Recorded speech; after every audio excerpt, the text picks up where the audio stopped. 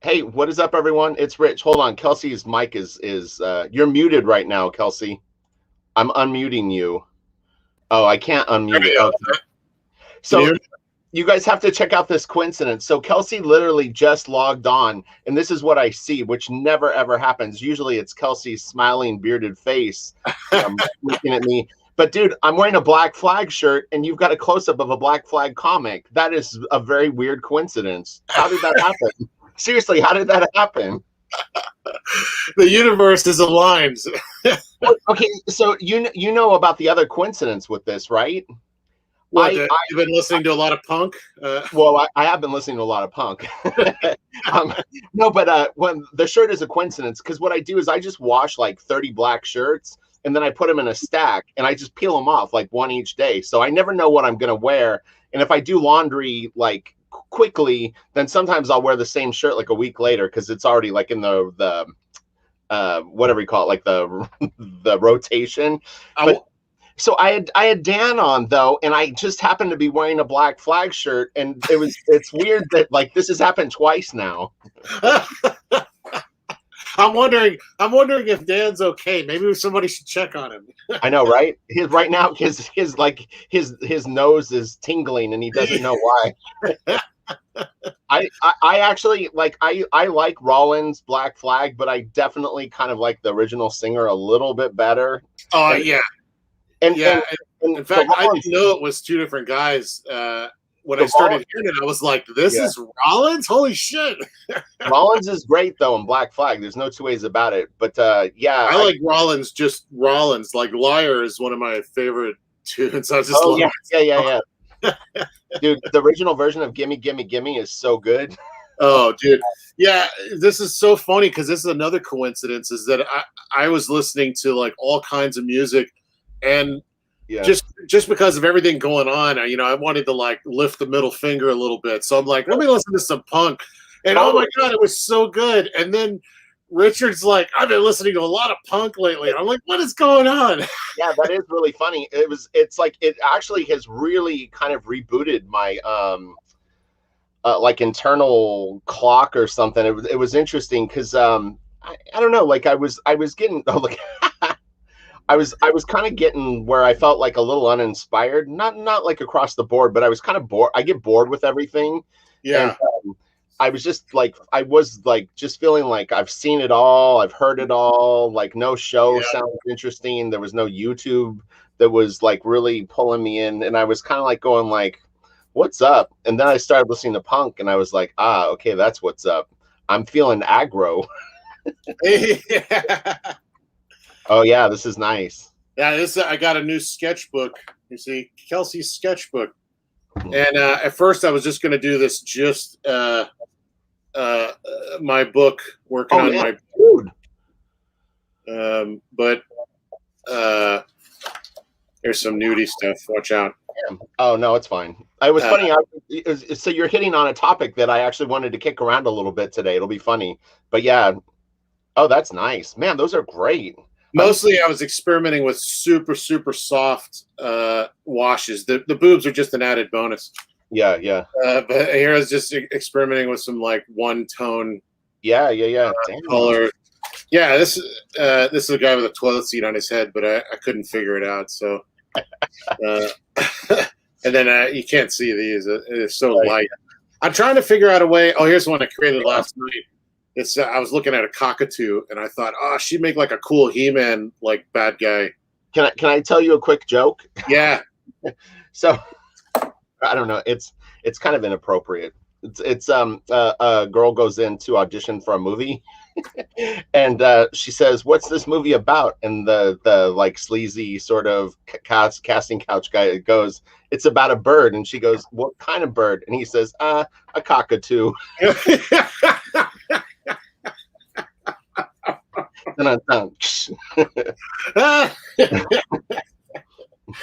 That's great.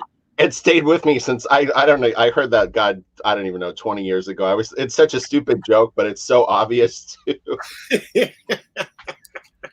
Oh my gosh, that's cool. So this is Metal Bikini. Oh no, yeah, this is my favorite comic book. We're gonna go over this today. Oh, is this what we're gonna look at? Oh, nice. No, I'm just oh.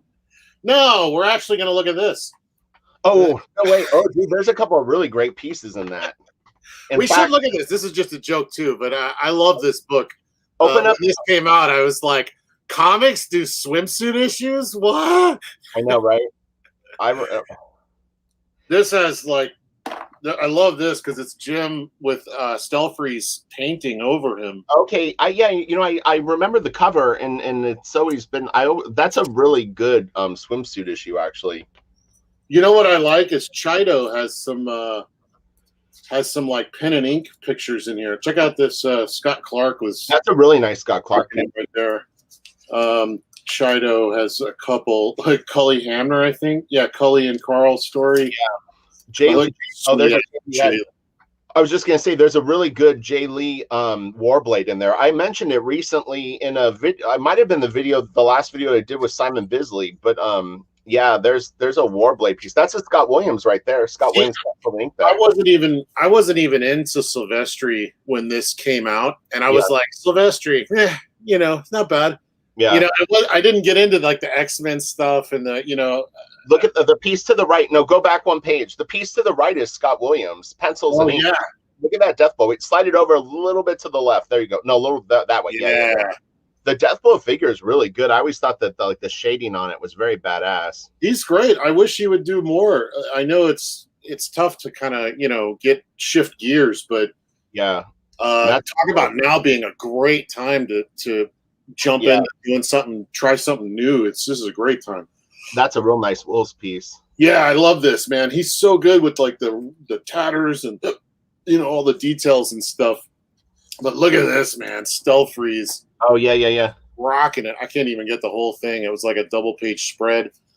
But like even this glass of tea is like perfect. It's got a little bit of Soriyama vibes to it. Yeah, I think I was into I think everybody was into Soriyama at this point, but seeing someone else do it and do it like really well, it's like holy smokes. Yeah. Yeah, if you could probably find tons of these in the quarter bins of your local comic shop. I must have 5 of them at least. The one that I'm thinking of is actually it's a metallic cover with Wildcats cover, but it's a source book that I was thinking of with the Jay Lee piece. So you got Joe Phillips representing for the guys. Yeah. Yep. I remember that piece. I love this Adam piece though. Check that out. Yeah. Yeah, this is when about when Ghost came out, and he used to come to the Dallas Fantasy Fair. Look at that, man. Yeah, Jim Lee at his finest. So for a lot of these swimsuit pieces, just so people know that are aspiring artists, I mean, a lot of times these guys would be referencing like swimsuit magazines and Playboy and whatnot. So, Jason Pearson piece is great. Yeah. Oh, look at it. J. Scott Campbell did that. It's really good. Oh, he did? Yeah. Campbell was a really, really good cartoonist or caricature artist. I mean, and that's Keown. Nice.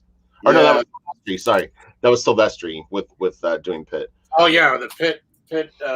I liked his Pitt actually. I like this Pitt on the cover. I don't like his Pitt on the inside of the book. Right. But it's somehow I don't know. It changes. Sure. He went into jobber job mode. The cover was more of a glamour piece. Right. Yeah. It happened. So now I'm looking for shit to just put on camera because I'm not used to having used to having my face there. So yeah. But yeah, have you thought about?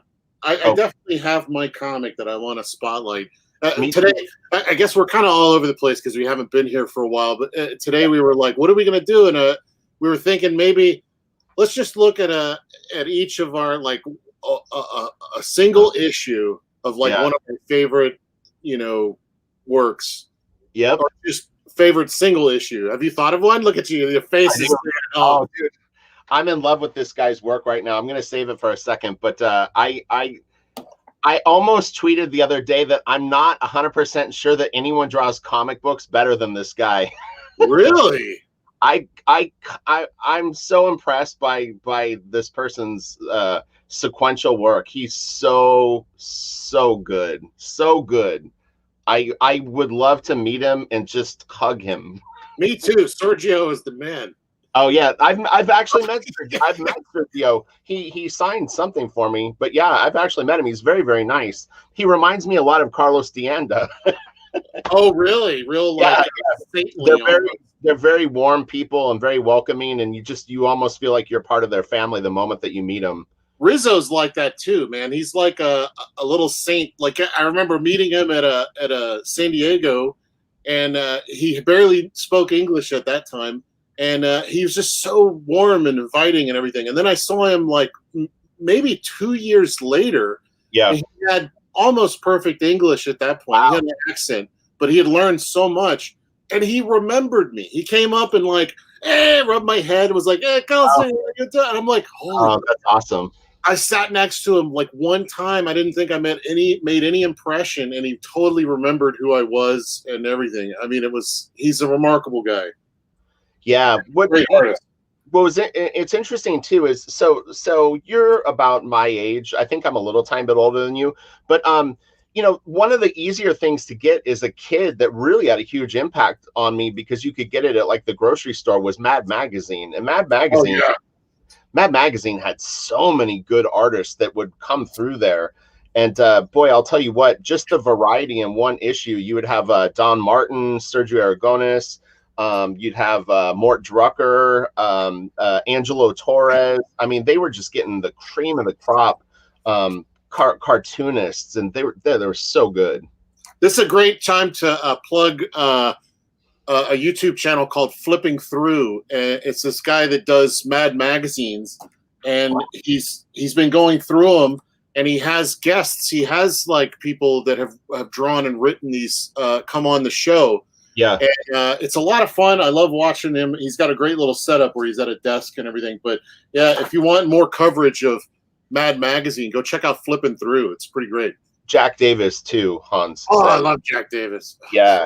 So that stuff actually, like, it's sort of in my DNA, although I don't know what it actually affected me with. But I remember as a kid very, very clearly copying like the Don Martin stuff and trying to get that. He had that guy with the really big feet that the feet would bend, and I always thought that looked so cool. So I would try to practice drawing characters with like the real long like goofy feet. But you know what I'm talking about? I have the big bend in it. Yeah, what's funny is I heard some. It might have been kayfabe. They were talking about it, and they called it Bigfoot art.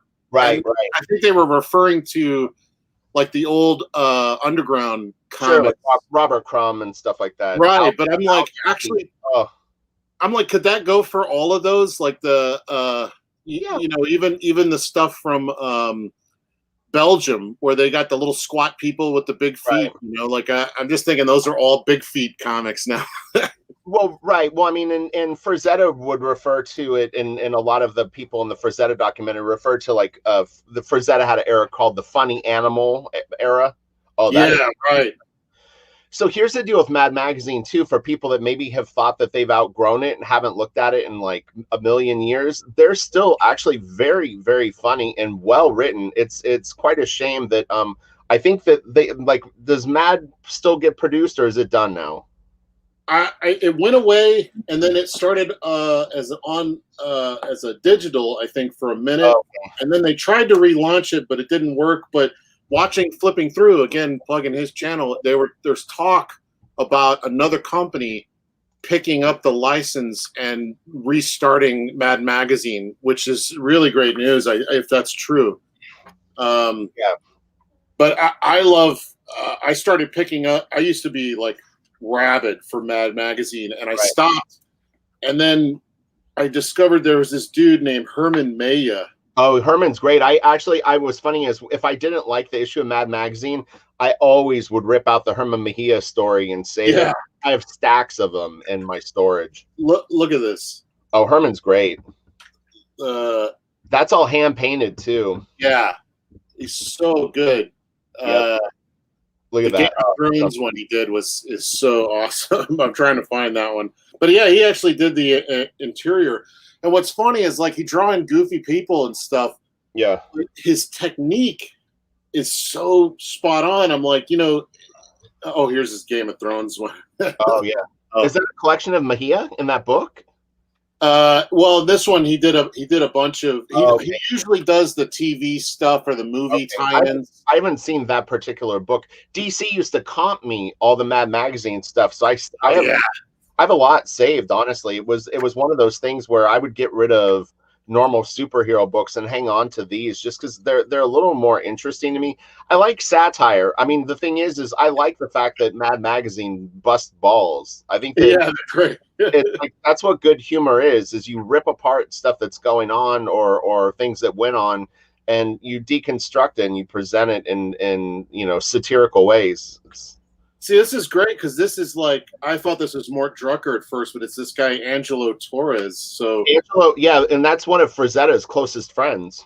oh, really? Oh, Yeah. no kidding. Yeah, his stuff's great too. I mean, the art is so fun, and I actually like how they do all the lettering at the top.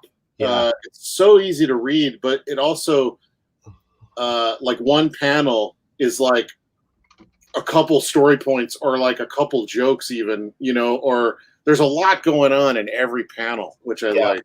So it really slows down the reading and stuff. I like how we're looking at Mad Magazine now. We were gonna. I know. Well, we're just gonna go with the flow here. We usually just sort of chit chat for a half hour anyway before we kind of get. Oh, that's awesome, Siskel and Ebert. Yeah, my favorite used to be they're the OG YouTubers. They just were on TV. Yeah, exactly. Like two guys criticizing movies. I like this. The Masochist and Commander. Mm. That's great. There's some nice drawings. Yeah, I started picking up. It's like the magazine rack now. When you go to the store, the magazine rack is filled with special editions. So you end up with these like, Mad Magazine summer special, and they'll reprint all these classic Mad Magazines. So that's cool. Yeah, it's been really fun. So I have to ask, what is that paint that you have? It looks like it says, is it gouache? Yeah, this is gouache. This is my watercolors. How much is a tube of that gouache? Like one single tube? How much does that stuff cost? I'm not sure. Actually, I bought like a set of these, and I've never used them for like years. And then, do they blend well? Like, do they blend as colors well? Like, you can get a lot of colors out of the tubes. It's really tricky to blend these, but because if you get them too thick, they become opaque, and then when you start mixing colors over the top of them, it'll loosen up the opaque layer that you did down first. So you really have to do, just like acrylic paint, you have to do super transparent washes first, and then do your opaques over that, because if you go over your opaques, it'll totally water down. And look how stuttery my camera is. There we go. In worst case scenario, you can always unplug it and then plug it in. Your picture is clear to me, so that's. I got a little problem though, because my plug is on the other side, so that if I have it set up correctly, I can see your bulb. I can see your bulb. It's upside down. So I have to turn it this way right now so that I can get a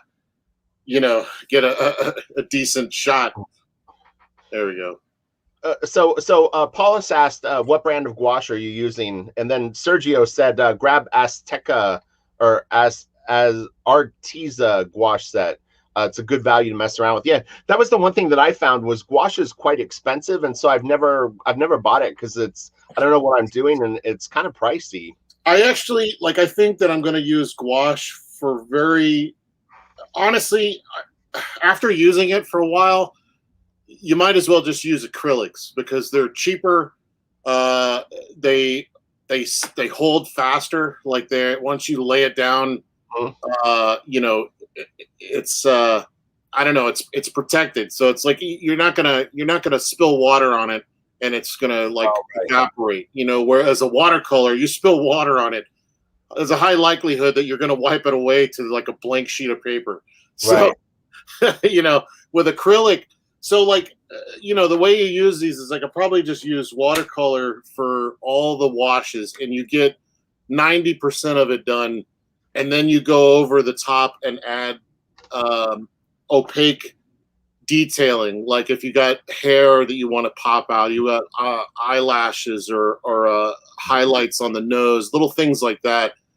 I don't know if I have an example, but like that's almost all transparent washes. Right. Except for when I got to the jacket, I couldn't get a red deep enough with transparent washes, so I went to the gouache.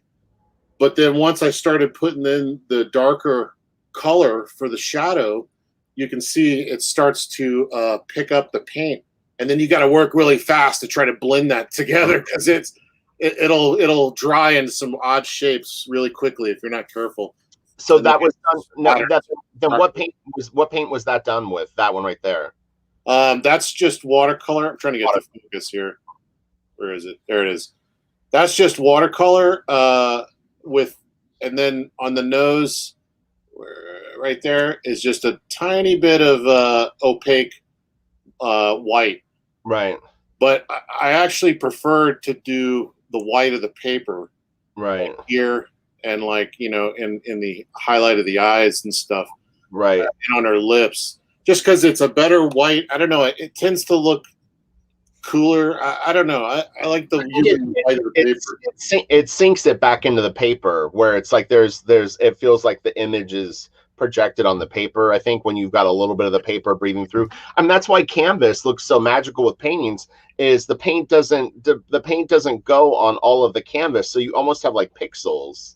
So here's an example where I was trying to do the white of her skin afterwards. So like I did all these red tones to establish almost the blood under the skin, where you're doing your shadow work.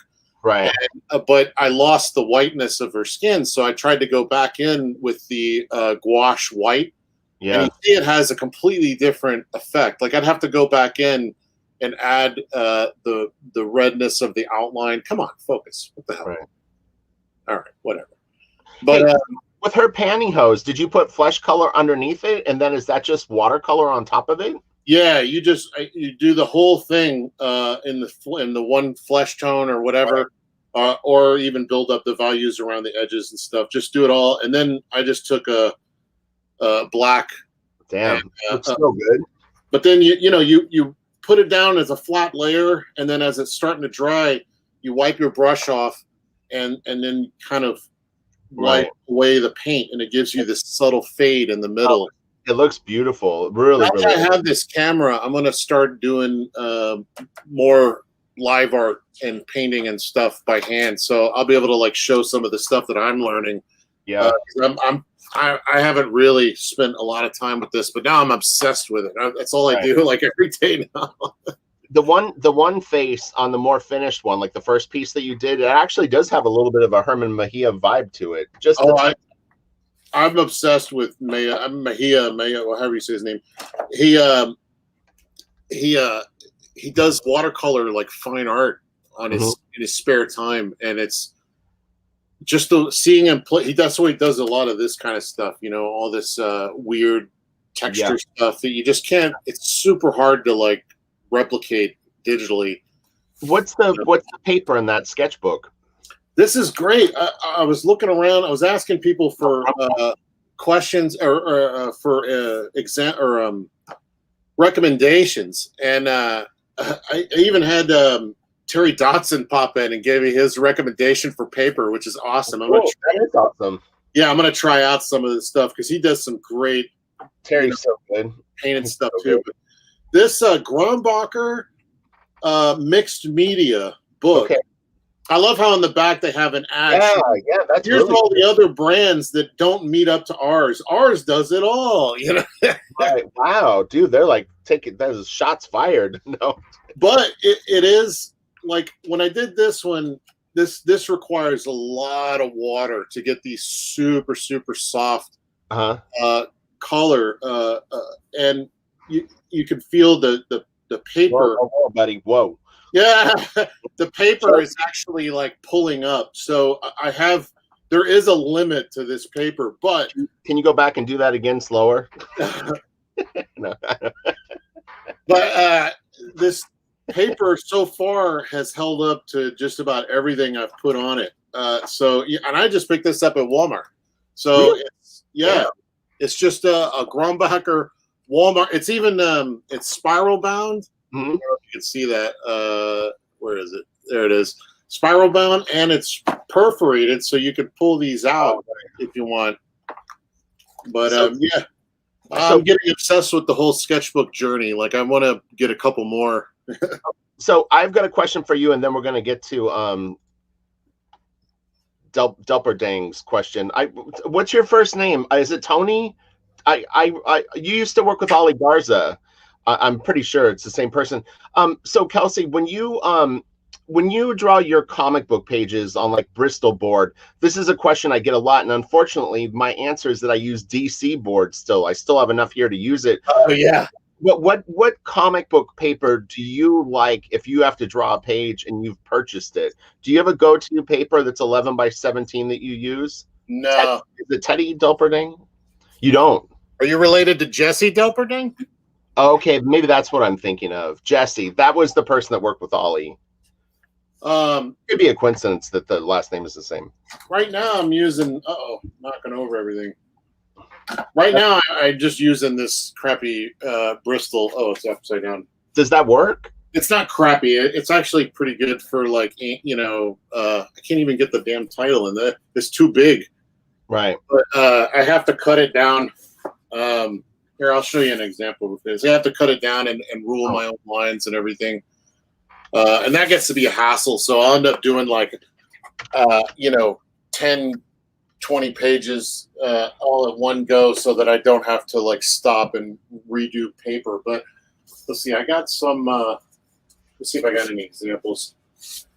Okay, I was doing some Nora on paper. You could see I was just doing brush, doing whiteout right stuff, and I was doing it really fast. And I didn't like the look of it because I'd already established the look of the book. So, oh well, and I was super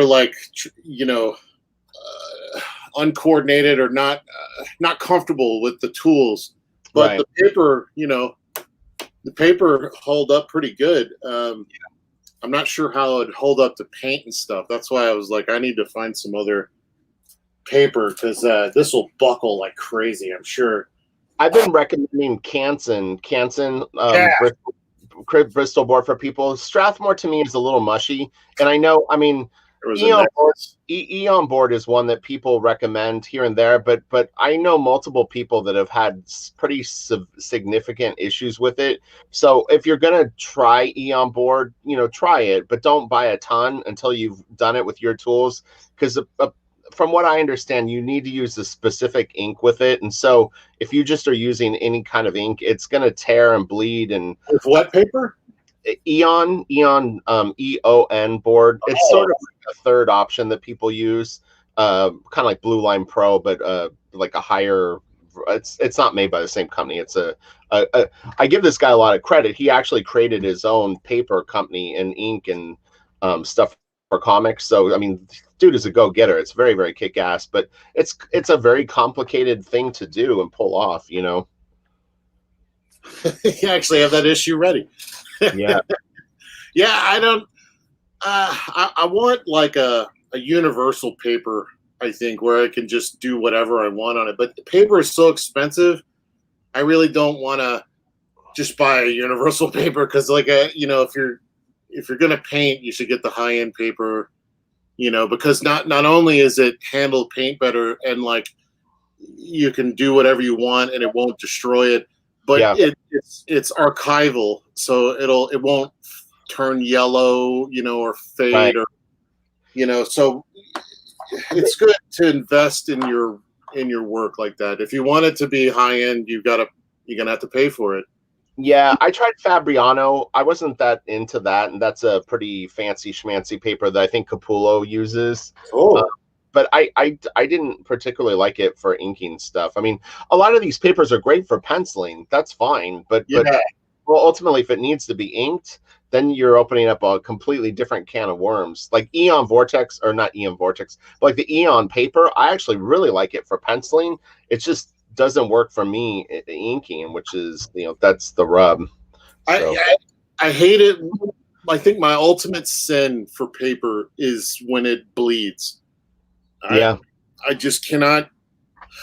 I cannot stand when you're like you go in, you got your nerves all settled, you're ready to like fine finally brush some eyelashes, and Yeah. then you lay down this perfect tiny line and then you just watch it bleed into this like barb, this like now she's got this fat eyelash and it's like And yeah, you can't fix shit like that. It's like you put white over it, and then that's kind of creeping around. And then if you try to, yeah. you can't put wash over acrylic white. It's a whole thing. But I'm with you though.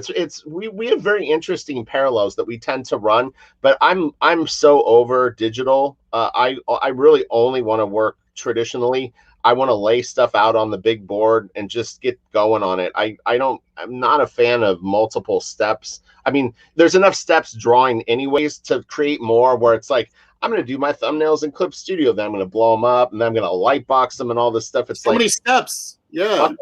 it's there's no way that you capture the magic of the original drawing working that way. I just think it's like you're losing a little bit of the plot each step of the way.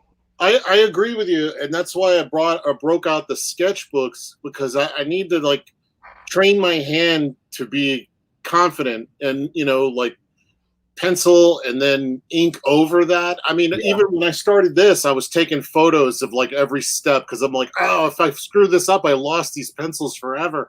Now Yeah. you can't think like that. You just got to be like bold. If I lose it, I got to do another one. Who cares? Move it. Yeah, like and for me, what it is I have a lot of proportion issues. Like I'll draw an arm too Yeah. long or a hand will be a little too big, and it annoys me. But it's like I can get it back now. I used to freak out because it's like if I drew a hand okay, I was like I can't touch it. If I touch it, I'll never get it back.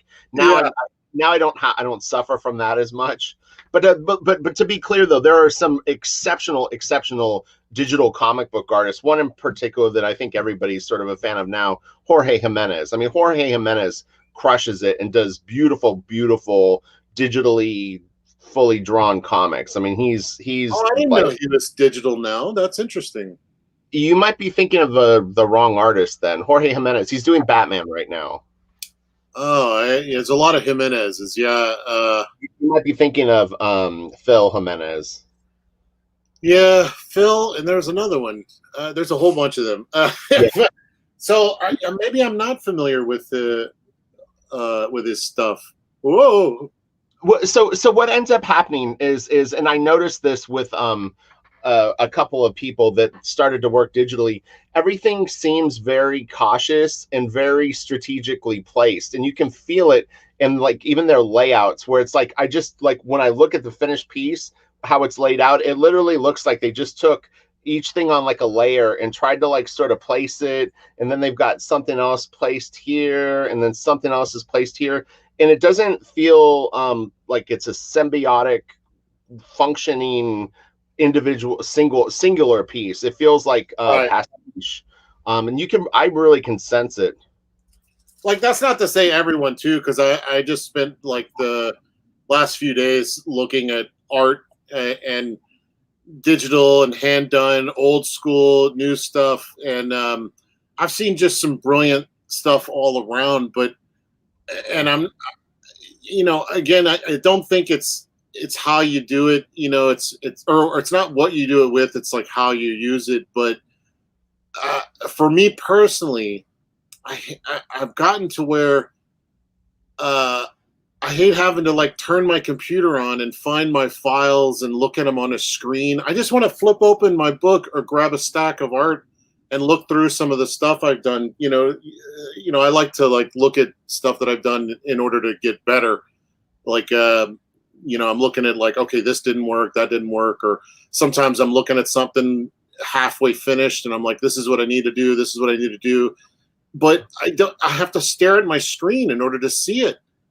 Like I just want to have, and that's another reason I'm trying to do color, because I'm like, so much of my stuff is about color. I'm like, I'd love to have finished pieces in my hand that like other people can have too, and have something to show for that. Yeah. The ones and zeros things really has bothered me from day one, because I'm like, if we have like a giant solar storm or something and it wipes out our power, all of those ones and zeros are gone. I mean, so I always thought, well, print. I live for print. You know, as a digital artist, you live for print. And even with these weird FTPs or whatever that are selling now, these digital things, you know, have you heard of those? NTFs, or what are they called, Chad? NFTs. NFTs. Thank you. Yeah. Yeah. I don't like it. I mean, it's so weird because you're drawing stuff that is inherently not real.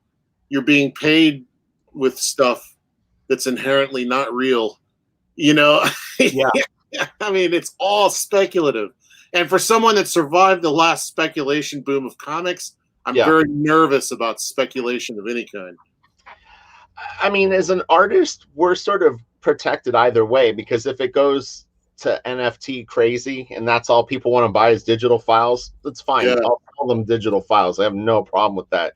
If they want original art, then they can buy that from me, either or. Yeah, I mean, that's the thing. It's like if you do it traditionally, then you can have both. You can have digital files, you can have live art. Like my black drawings, they're all traditional, but I mean, I could sell digital, you know, like a one-off, like this is the only digital NFT you're ever going to get of it. Not that it's called an NFT, but yeah. And don't get me wrong, too. I don't have anything against NFTs. I'm just saying, personally, I don't know if I want to do it. You know, like, but if anybody wants to do it, go for it. Oh God! Oh, I didn't even get the first one. Oh, I want those so bad. Just so people don't ever get confused, because I show a lot of digital files. Here's the full Matteo Mestri collection. Just ask Rich's wife how much money he spends on books.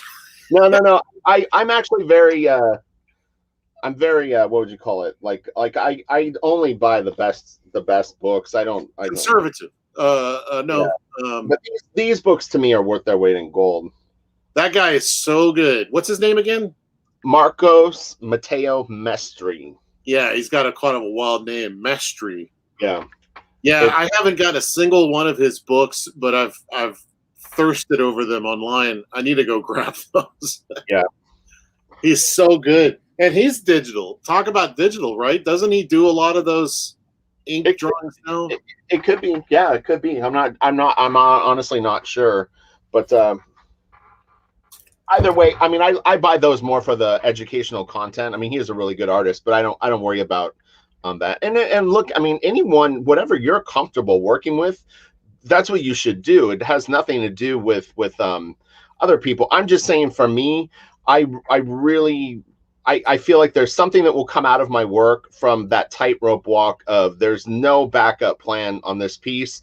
I have to invest myself. It's like doing a live show. It's like if I'm going to perform live, I have to go out on stage and I have to bring it. And if I don't bring it, then that show was not good. That's, I think, how I want my art to be.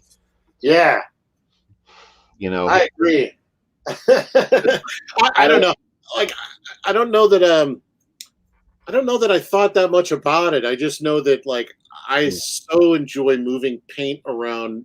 It's meditative. Ink, moving it around on paper, drawing on paper is so cathartic for me for some reason, and I don't know how to quantify that as what that is, or what, you know, how it would help other people, or even if it would. But like, it's I don't know. You know, I look for any opportunity to have sort of meditation, you know, to you know, relax my mind, and boy, that does.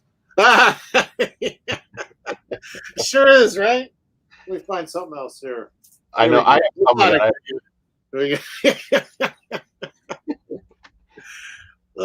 got a little bit of everything. My tastes are highly eclectic, and in fact, I have a music on my YouTube channel. I have a what do you call them? Playlists.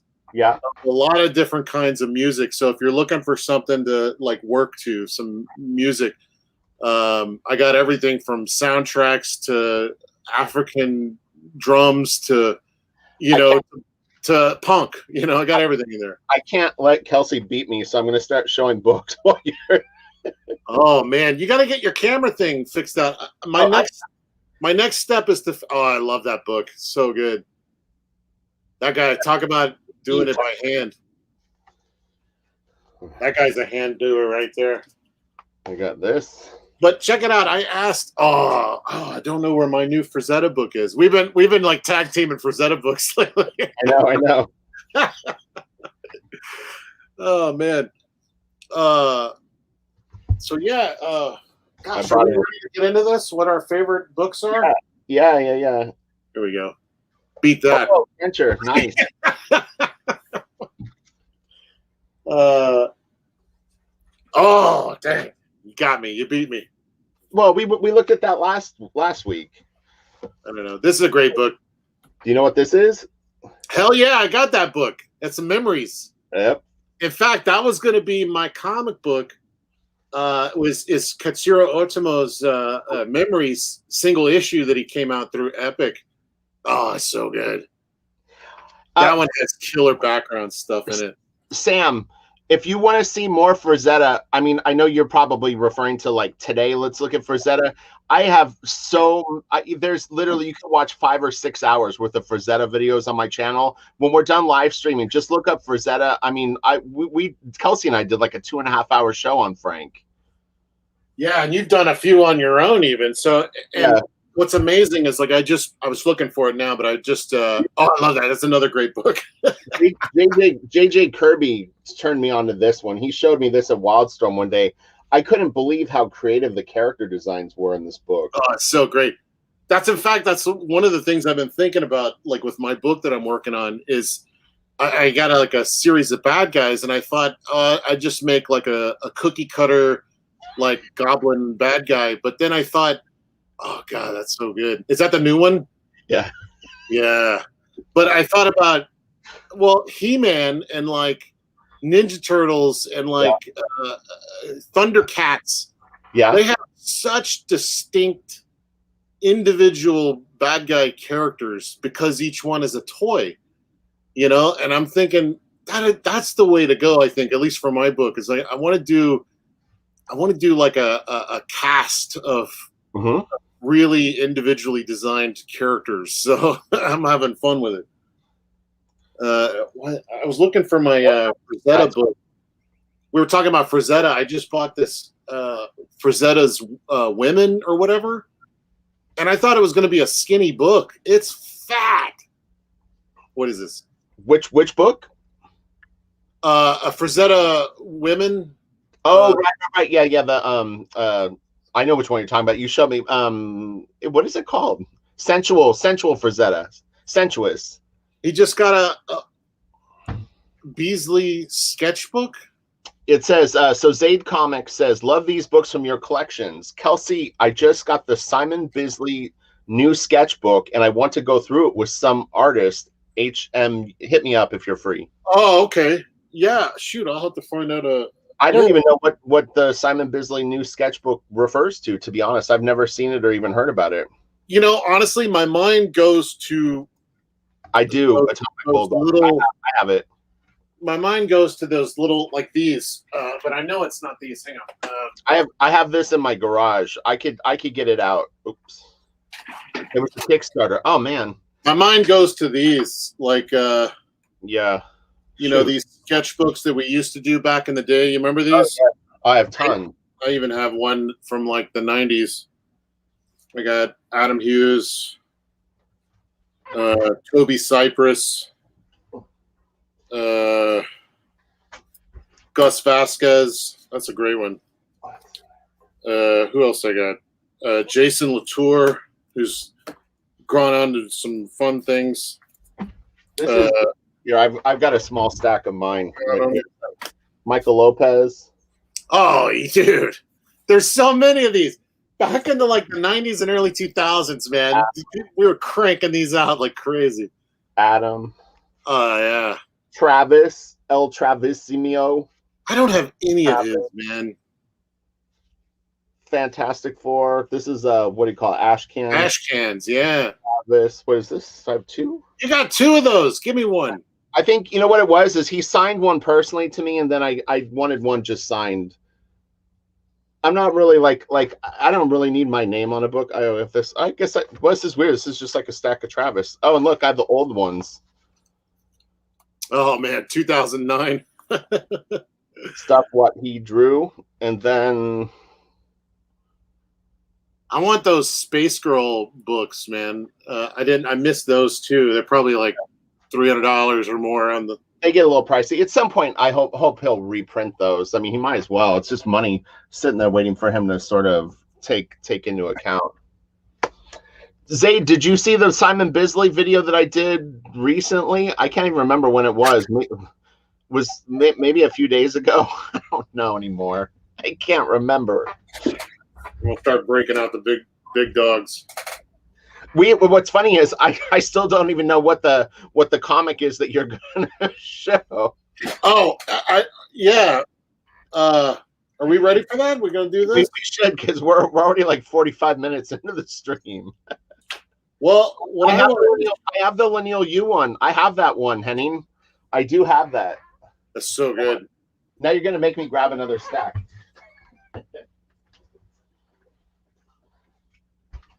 See what these are.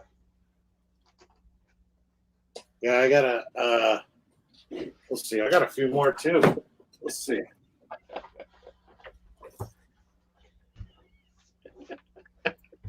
Oh, look, it's right here. Dude, that's crazy. Is this the one? That is such a weird coincidence.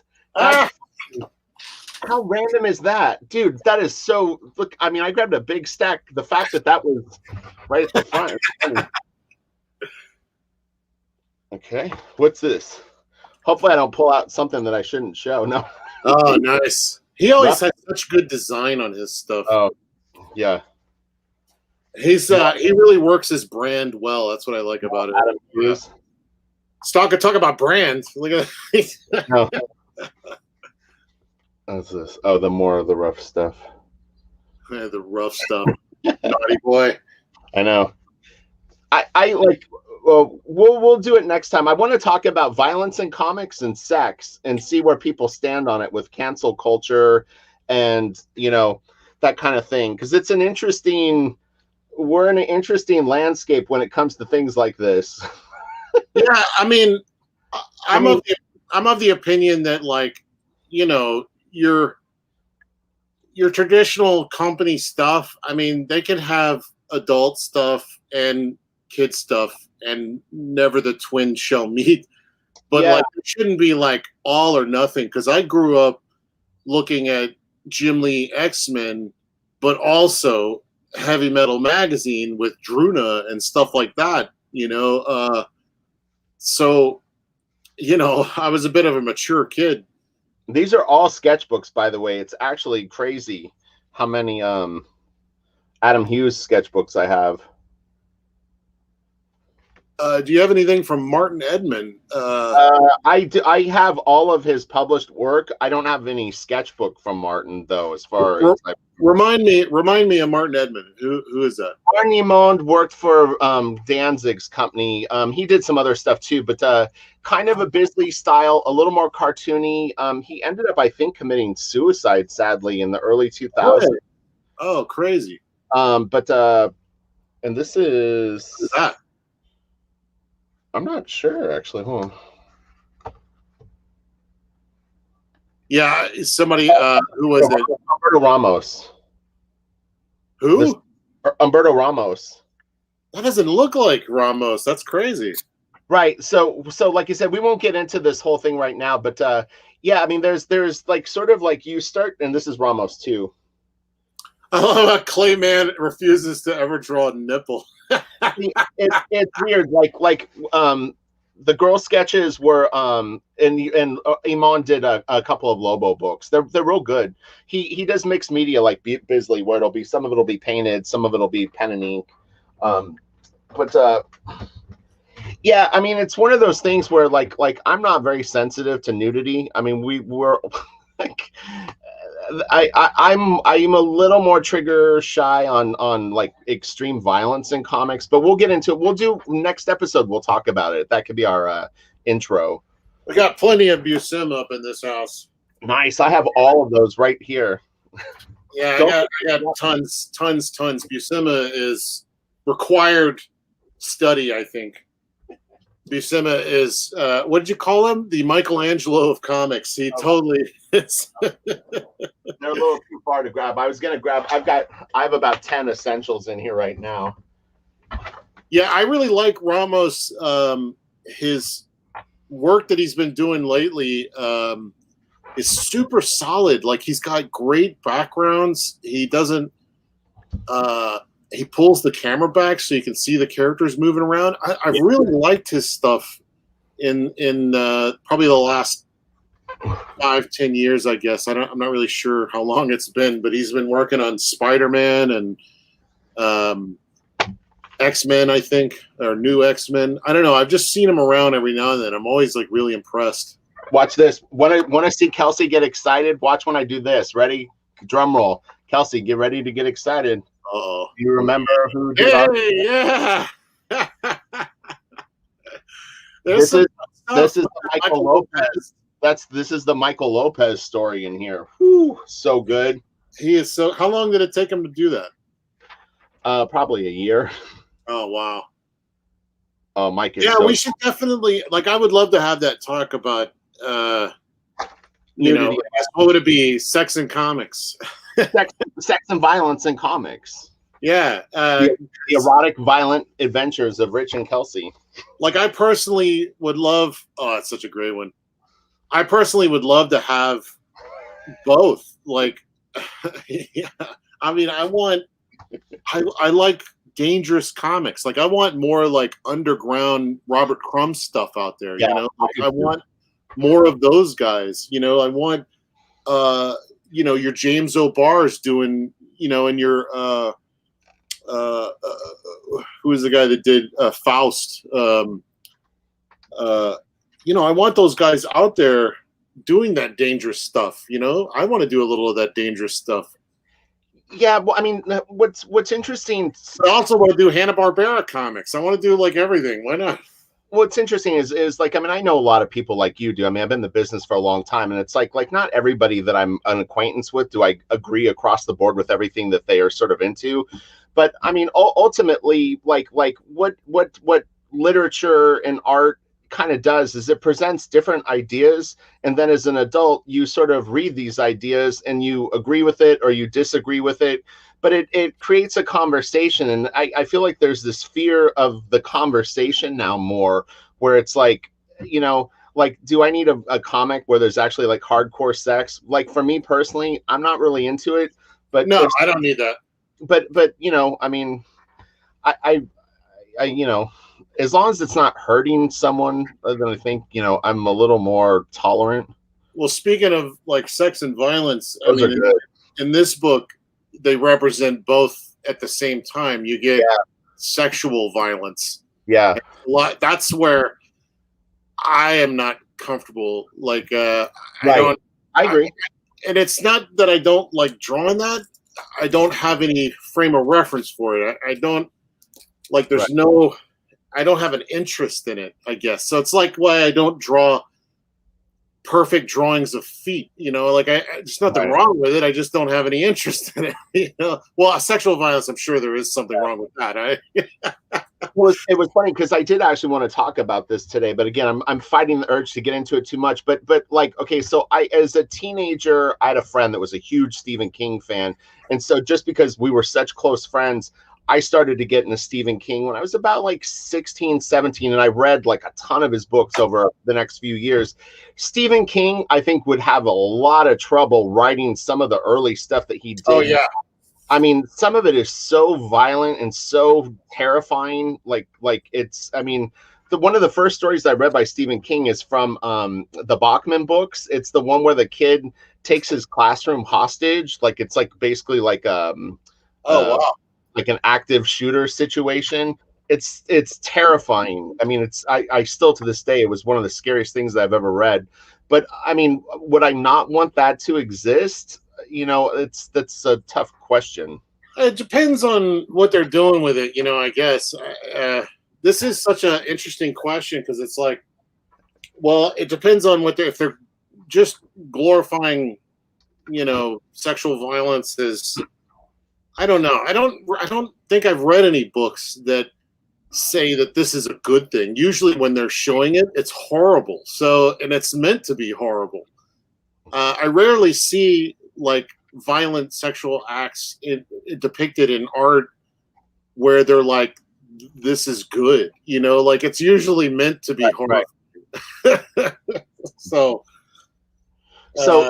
Zaid Comics says, I don't know if you guys heard, but Malin hired me to write a Graveyard Shift story. Preston Acevedo will be illustrating.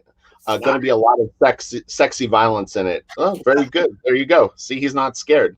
Go, Zaid, go. Yeah, I mean, it all depends on like what you're doing. I mean, it's like, I don't know. I don't have... What's up, Dancing Dog? Thank you. What? You're a super chat champion here. We really appreciate it. But what's interesting is just boobs. Like if you're going to show TNA, like a cheesecake, you know. I don't know. Like for me personally, like it's not that I'm getting like sexual gratification out of it. Right. It's just that drawing boobs is a lot of fun.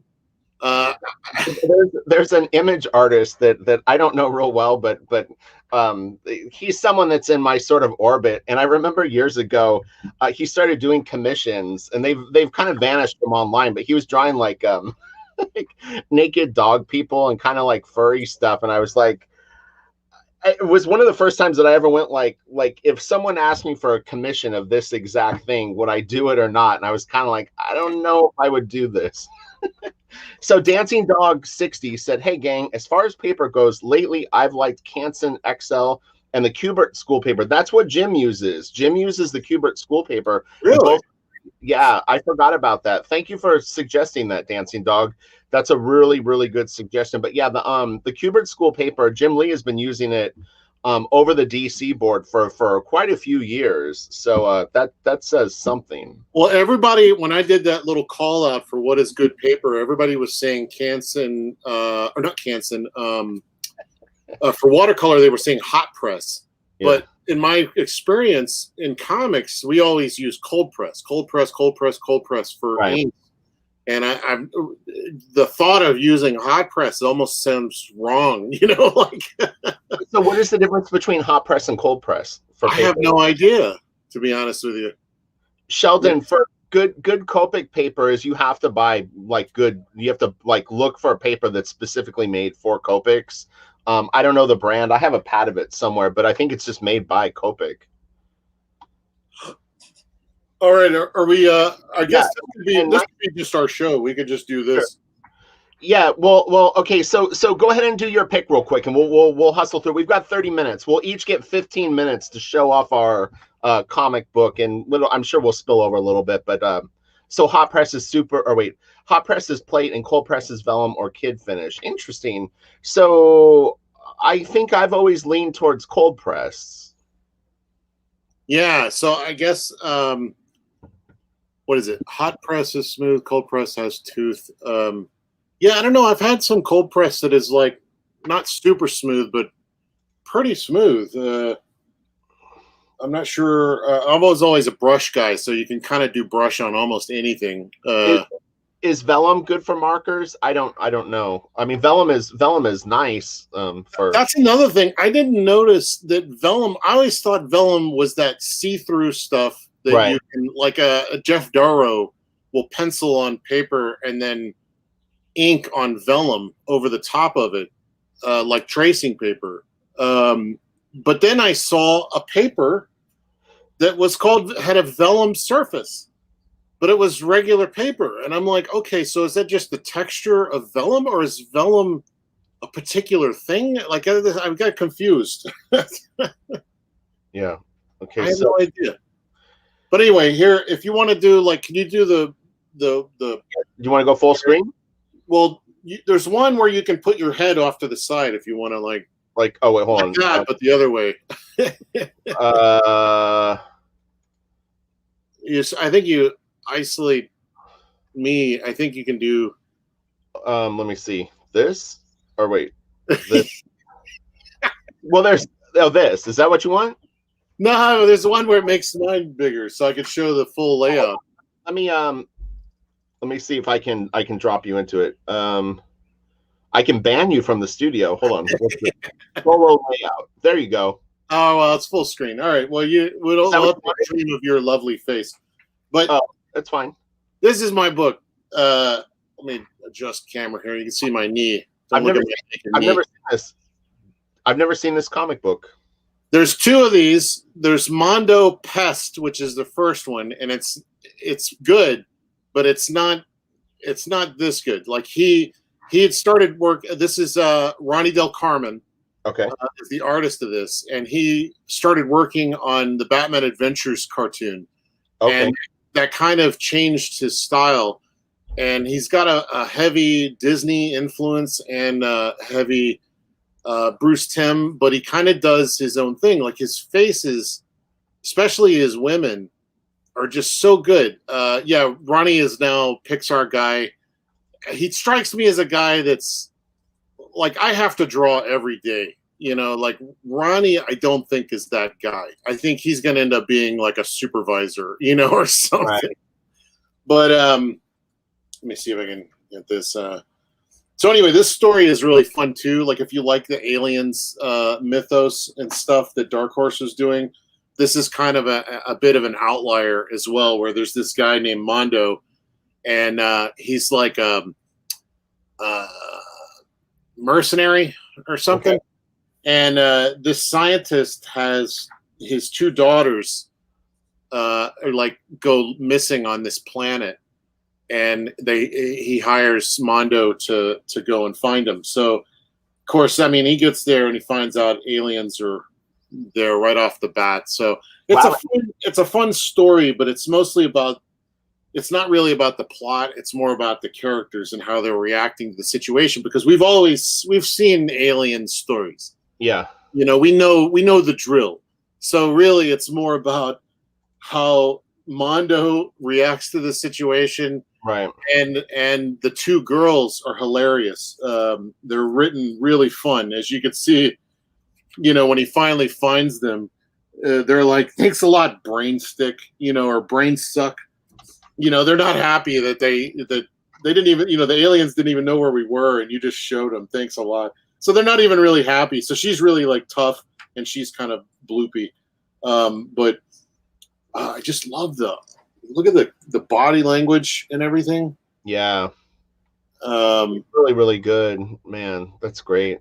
And it's so simplified, and like this little panel right here, the face, you know, and the body language, and I love the way he does the ladies. Like look at this one.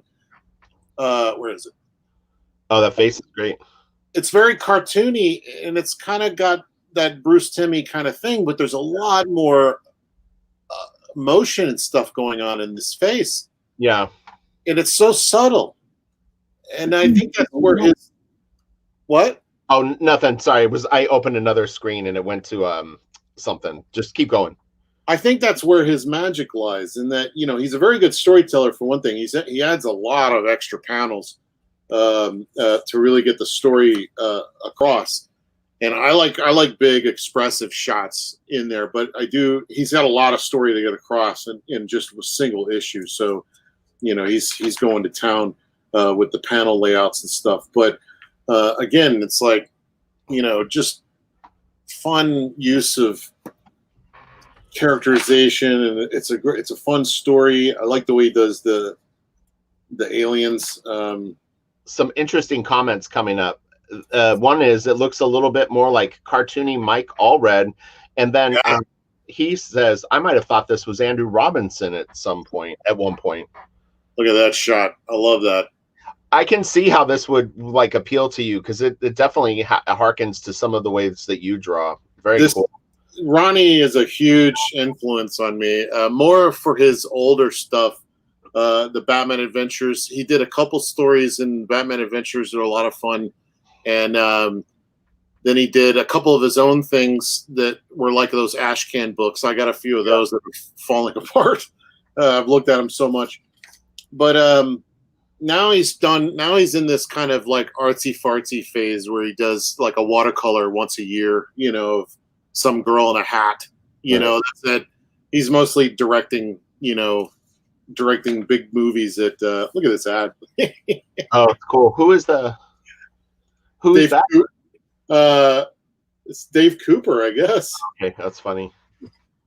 What year did that comic come out, Kelsey? Is that mid 90s or like 90s, 97? Let's see, 96. I was close. Wow. But yeah, look at the great expression. I love this one of her in the background. Oh, she's cute. Yeah. Yeah, and that little dot of highlight on the lip. I don't know. There's just a lot going on in a very simple package. You know, I think that was it. Yeah, that was it. Some Kyle Hotz in the back. Oh, is it? Wow. Yeah, dang. Old school. He's been drawing a long time. Man, he's been doing some killer stuff over the years. This is Andrew Robinson right here. This is his old sketchbook. I've never seen that. Damn. It's like, I mean, it's spiral bound. It's like he made it at Kinko's and sent it to me. But it's got his X-Men. He did an X-Men like annual. I've seen it. Yeah. He's got all his like covers for Starman or for X-Men. This is when he was at Jolly Roger. That's when I went to visit them at this point. It's got his layouts for the Gen 13 story that he did. Oh yeah, Go West. Yeah.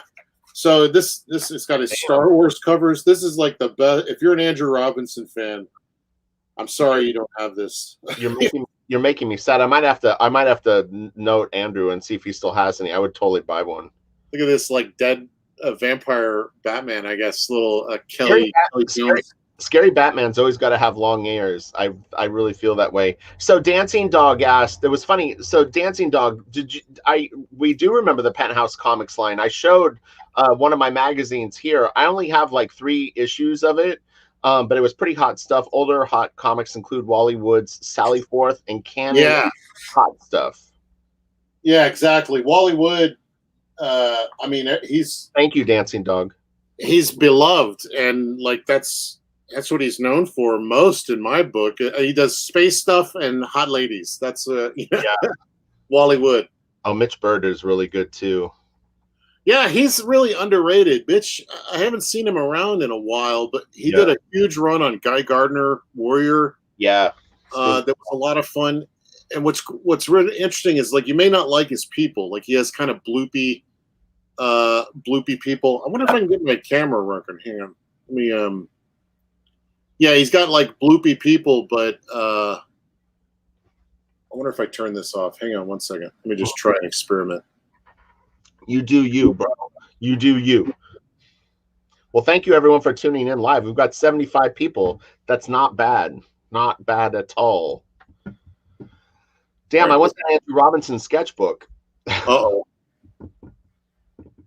Please start your Irunium. So look, it looks like you've gone into the NFTs. Uh-oh. Camera. How do I maybe just unplug it and plug it back in? I don't know. Ah! All right. Kelsey's here. All right, I've shown enough stuff. All right. So my pick of the week, and it would be image of the week too, is someone that I mentioned to you like 3 or 4 weeks ago that I'm completely impressed by how good this guy is. Drum roll, please, Kelsey. Okay. The amazing Stuart Immonen. Oh yeah. Dude, I can't get over how good this guy draws. He's amazing. Which one are you? Which phase of Immonen are you looking at? One issue of Captain America, and then some of his Guardians of the Galaxy stuff. They feel like they're maybe a few years apart, but oh my god, I just can't get over how juicy his work is, how solid it is, how dynamic his shots are. I mean, you can just go down the list of compliments for him. I've been following him since his Superman days. Me too. Everybody was like, "Oh, he's an Adam clone," and I'm like, I don't see it. Yeah, like he's got his own thing going on, and he's definitely got his own thing going on now. Yeah, I know you really love Next Wave. Oh yeah, he kind of like disappeared for a minute, and he was doing these graphic novels of Superman, and they looked highly photo refed, and they were very, very good. But you could tell he was both leveling up and kind of trying to hit this mark that he hit. But then he stopped, and then Next Wave came out, and it's completely different than anything he's ever done. It was in a flat line, not a lot of black, and a kind of cartoony thing going on. Yeah. And the only thing he did like that. Yeah, I know it was, but that was, well, to me, that was a little nod to Andrew Robinson, just a little bit, because Andrew and those styles were starting to get kind of popular at that point. And so it's ultimately a Jamie Hewlett, which right. is, ultimately Hanna-Barbera or something. Right. Which you could maybe credit to Toth in a way. Yeah. Yeah. I didn't know that Toth ever did those kinds of faces. Maybe. So when I first saw Andrew's stuff, it was Dusty Star issue 0 or 1. It was the first one that came out, and I was really, really impressed. So at that point, his stuff reminded me of a cross between Chris Bocolo and Jamie Hewlett. That was kind of the vibe that I was getting. And then I always like when people can draw perspective. And I remember there was this scene with Dusty Star, and she's downstairs at a bar, and she goes up these stairs, and I was just like, okay, this guy is awesome. Yeah, man, you mentioned Bocolo, and it made me think of he's also got several waves. Yeah, he does, for sure. I like early Bocolo is as expressionist as Hewlett. He was throwing picking flowers and stapling them to paper. He was doing anything. And then he fine-tuned it into his Vertigo style, where he did, which was my favorite, I think, where he did Death, the Time of Your Life. And then he transitioned into what was it? Generation X. Yeah. He did a long run. He did a long run on Shade the Changing Man. Then he did Generation Next. He did Ghost Rider 2099 issue 1. There's a Batman story that he did around then too. That's the dark style. It's really good. Yeah, that's like this phase that's like early Bocolo to me, and I like this middle phase of the Generation X and Gen X and the Death, the Time of Your Life, because there's something about it. And then when he got into X-Men full time, he started trying to do that Joe Mad, super cartoony, big face, giant eyes stuff. Right. Oh God, it totally lost me. It lost me so hard. But then you guys came back with the steampunk, and I was like, okay, this is kind of. It was like tying both of the worlds together. You can credit me for that. Yeah, good.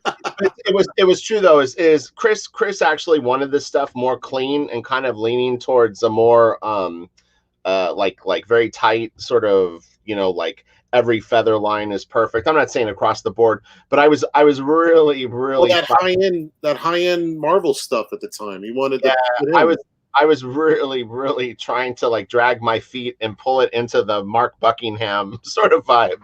Yeah, I really love it. So it was a combination of the two. It was like I was sort of doing the evolution of my Travis style, a little bit of what I had learned working with J. Scott Campbell and Alex Garner. So that was I had cartoony, I had precision, and then I was trying to bring in the grit of Buckingham and blend like the three. You got there for me on the Catwoman story because it was so, for lack of a better word, sloppy, but it was sloppy in that very controlled way. You had splattering. You had, it was so energetic. I loved it. Right. I got it right here. I got it for like handy reference. Yeah, it was definitely more sloppy.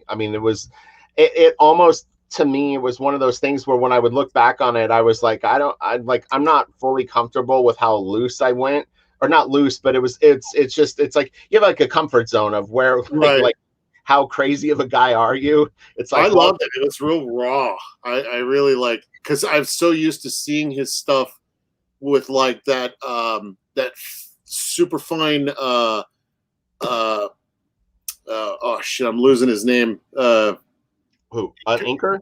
Yeah, Tim Townsend? yeah, Tim. Thank you. Yeah. I was so used to seeing his stuff with that Mhm. super focused Tim Yeah. Townsend look. So it was really great, kind of seeing that roughness of Buckingham come back, but it still Yeah. had that like high end, What was design. what was interesting is and I'll fully give Art T. Bear credit for this. Art T. Bear did a few issues on Uncanny X-Men with Chris that were in particular probably a bigger influence on me in terms of the tight style on Chris. Not so much they did a death story, or was it death? They did Witching like Hour. yeah, the Witching Hour. So the Witching Hour stuff to me isn't as it was not as influential. That stuff is very clean to me, which isn't I, bad. I love But this stuff. they did some Uncanny X-Men issues together that I liked a little bit better. I wonder if I can hold on. Let me see if I can do this again. Yeah, you do what you got to do. But those books are great.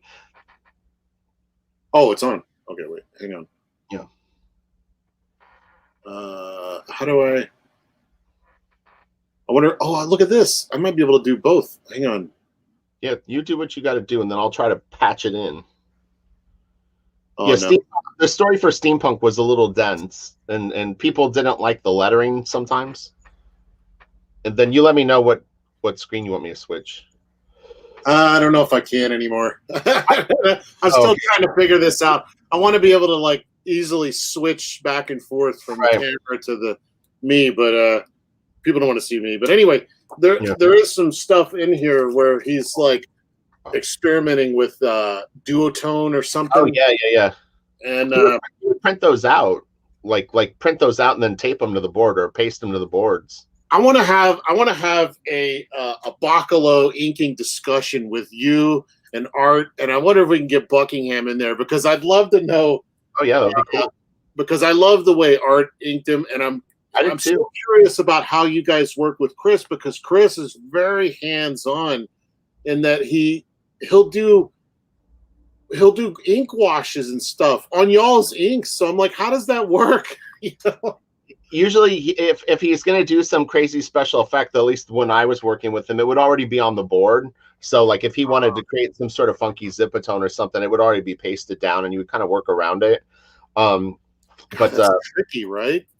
Yeah, he's really an incredible artist. Honestly, it was such a nice surprise. I've had three even more than that, but in particular it was exciting to be able to have the opportunity to work for Chris. And in fact, when Scott Doombier invited me into his office to ask me about it, his first words were, he's like, sit down. He's like, I want to ask you something. And like, I'm always like, am I in trouble? He goes, okay, he goes, I'm going to ask you something. He goes, but you can't answer me until you've heard everything that I have to say. I'm like, okay. And he goes, Chris Bacalo is going to be doing a cliffhanger book. And, he wants you to try out for it. You're like, and yes. I know, right. So anyway, but they wanted me to do a sample page, and it's like there's kind of a point in your career where sometimes that could be possibly seen as a little insulting, or you know what I mean, where it's like, isn't my body of work sort of speak for itself? But there was a couple of stipulations. So anyway, but like when you're like if Andrew Robinson came to me and was like, look, I really like the way you ink or whatever, and I would like to use you, would you mind? Because I just want to see how it looks on my stuff. I would probably take the time to do it, like, oh yeah.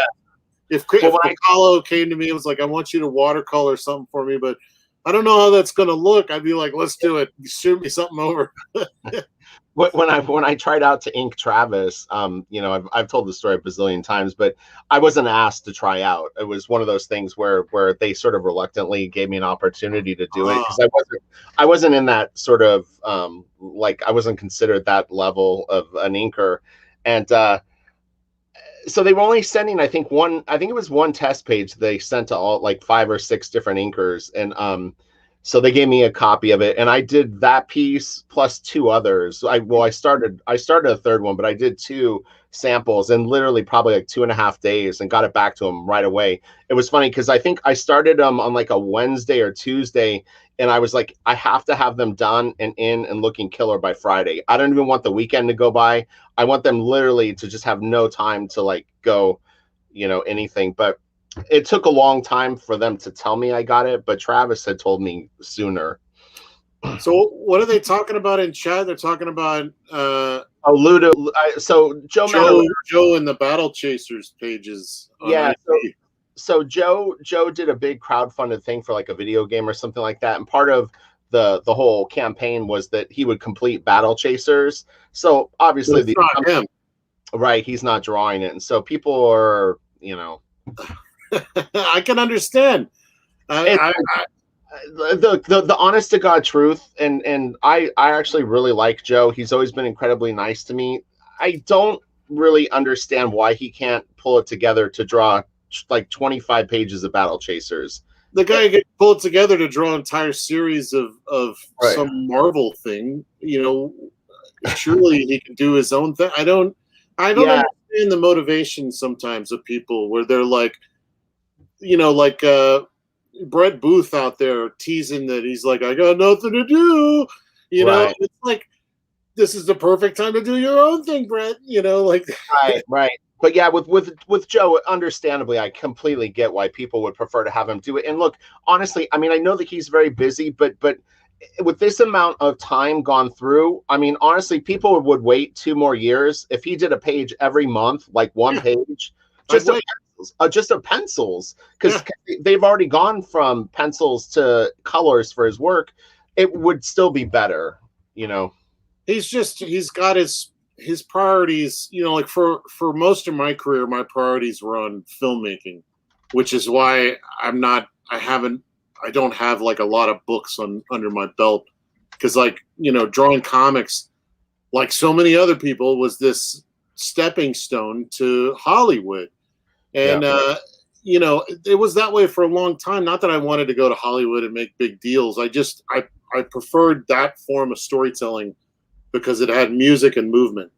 And it wasn't until, I spent 15, 20 years in this business that I fell in love with comics and because I was already in love with comics, but I mean the art form itself, and wanting to commit and make stories in this art form, because it was Alan Moore. I think I read something that he said that he was trying to divide the two, whereas I was one of those guys that was trying to bring film language into comics.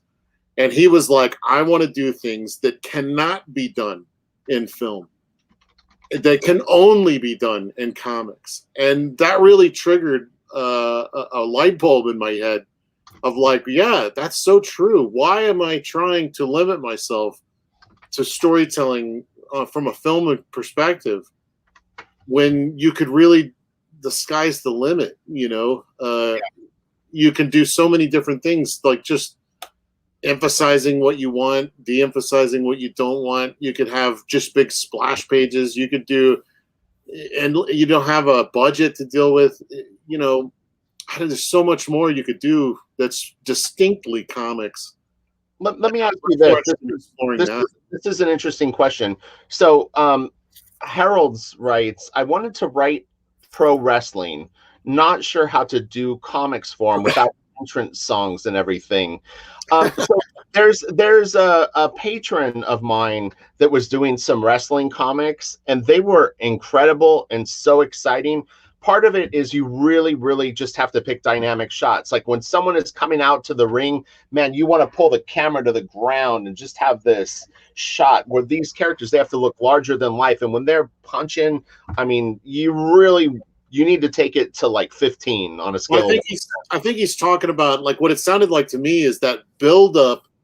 No, that when you watch wrestling, and then they're like, and welcome to the ring, blah blah blah, and then explosions happening, that music, da, da, da, da, and John Cena walks off. You need to mix up your shots. You need little tiny shots, maybe it's the view of someone from the arena looking down at the stage. You've got this black tunnel with a little pinch of light at the front, and it's the wrestler getting ready to walk down the thing. I mean, you have to direct it with as much excitement as possible. And what's really going to get you there is a variety of sizes and shots. Well, and also the dialogue of your announcer. Yeah. You have to organize that in such a way that you're building anticipation to the reveal of the guy coming through the thing. So it's like maybe even a page or two ahead of time, you're maybe seeing a silhouette of a guy in the tunnel. You're seeing the crowd roaring, you know, and your announcer is like 2-time winner of blah, blah, blah, blah, you know, and it's you're building up, and then you flip that page, John Cena, it's a double page spread of him walking out, you know, or whatever. Yeah, you build up to that moment. There's a lot of manga that is sports related stuff, and that might be something really worth looking at. There's a very, very popular basketball series. I think you know what I'm talking about. I don't know the name of the book. Slam Dunk, maybe. Slam Dunk. Yeah. That's this. Yeah. Yeah. Manga covers a lot of ground, and I can't imagine that there, or even maybe Mexican comics. Maybe there's a really good Mexican wrestling comic. You know, that's. You know, there's a goofy Japanese one called Hanku Man or Hanku.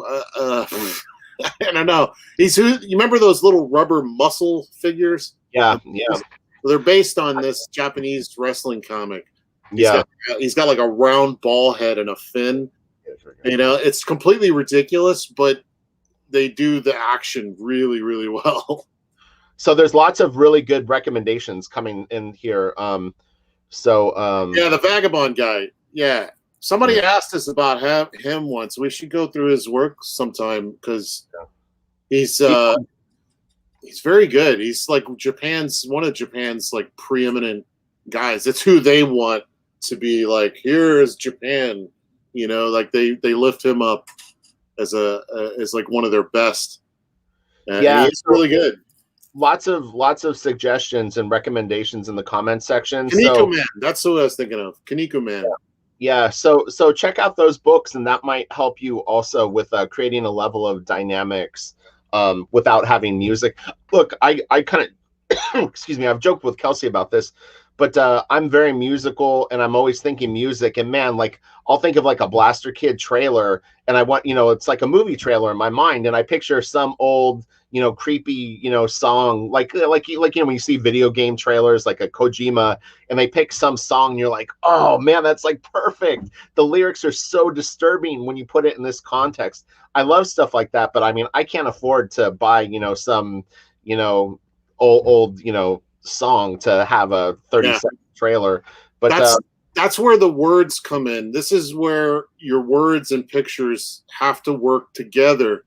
That like nothing kills my soul more than reading an old Spider-Man comic and they're explaining in the dialogue exactly what you're seeing in the visuals. You know, Spider-Man gets smashed through a window, you know, and we just saw that, you know, like so your words, your dialogue, your captions, and your images all have to tell different sides of the same story. What's up, Dave? We're talking about David. This is the most random conversation ever. And now that I saw that you went on, I was at the bro show, or you went on one of those shows, and talked. We need to have you on one of our shows, David. But David, what kind of paper do you use when you draw? I think David uses. I'm going to say that my guess is that David uses a slightly toothier board. I don't know, actually. That's an interesting question. I've never thought. I'm always coloring his stuff, so I never see his paper. Have you noticed texture when you zoom in? No, I have. Maybe he uses smoother. David is literally, he's like one of the greatest pencilers ever, and he's a phenomenal inker, and he's a phenomenal colorist. And he used to have a mohawk. He uses toilet paper. and he won't answer questions seriously. You'll never get the truth out of him. He's going to take that secret to his grave. David's such an interesting case because he's another one of those journeyman guys who's done He's worked at Warner Brothers. He's worked with early Image and young, Yeah. what's his name? Liefeld. He did, getting paid $1,000 to do a pinup at Image back in the day, I was re-listening to, there's a Jay Lee interview that's about an hour long on YouTube. And he was talking about he was going to make more on one comic working for Rob Liefeld. He didn't say Rob Liefeld, but Image. Right. Then he was going to make in like 3 years working for Marvel. Yeah. I mean, so funny. The only time you're going to see that kind of cash is now in crowdfunding. So. I know. It's actually true. So look, we're already after 12. Should we look at just a few Stuart Immonen pages? We won't go like long, but let's try to wrap it at 12:15. I love Immonen. So yeah, let's dig in. Let's see. So wait, let's ask one more question. So David, use simple Bristol board. What we need is a brand name. I guess it doesn't matter. He's saying smooth, rough. Maybe it's just because he inks a lot of his own stuff. So I guess it doesn't matter. He makes it work. Yeah. Puts it in and makes it work. So he says Rob Liefeld, cool chap but horrid artist. So I'll agree and disagree with you. Yeah. Rob has periods where he actually did draw quite well. And then he has periods where he doesn't seem like he's as focused. But there's some. He also has periods where he's not such a cool chap either. Right. He's a very dynamic personality, apparently. You're going to get a lot of variety from him, yeah. The funniest thing is it's like to pick one of those books where like there's a lot of inconsistencies and see if you can spot all the like it's like the belt pouches moving around and things on tables like vanishing and coming back and stuff like that. That's a drinking game you will lose. Right. Okay, so I need to have this full screen. Oh my God, this is going to be so good. So let me go back here now. All right, I am going to share my screen. So Immonen lately has been doing Instagram comics. Oh, wait. I don't know if he has any intention of printing these, but they don't make any sense. He's one of these Canadian artsy-fartsy douches. Pardon my French. To use the French word, he's a douche. But that's because when he does his own thing, it's like a girl watching a red scarf fly in the wind. It's like, give me a break, man. You do some of the coolest comics I've ever seen, and then you go and do artsy fartsy stuff. Huh? Wait, who are you talking about? Stuart. Oh, okay. Look, he goes and does this, and then when he does his own thing, it's like, Oh, right. It's like, oh man, I get it. You want to kind of do your own thing, but he's a romantic. But like his Instagram comic, like I'm trying to read it, it makes no sense. So I don't know if it's like fake dialogue for when he prints the real book. Maybe that could be what it is. I don't know if I've actually seen it. And Wade von Graubadger is a really, really good inker on Stuart. Too. He's been working with him since the Superman days. Graubadger and Harvey says his name, and Immonen go way back.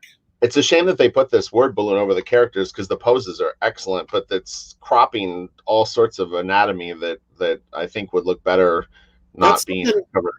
That's something I see at Marvel a lot, and I've always wondered, what do people think of that? The giant. I mean, look at there's a freaking tangent right here. Oops, sorry. Yeah. Like going along his thigh. This goes over his head and across his arm. I mean, it's like bad placement in my opinion. But this is beautiful. Stuart is so good. His stuff is so well laid out. Look at like this shot right here. Just a throwaway shot in like an entryway of a building, but he's got this beautiful double staircase going up. This is something I've noticed about him and Olivier, is that because those two are the preeminent Marvel guys, in my opinion, for the last 10 years or however long they were doing it. But they pull back. They pull back and give you an environment, which has been a real criticism for American comics. But those two guys have been really putting in the work in the environment department.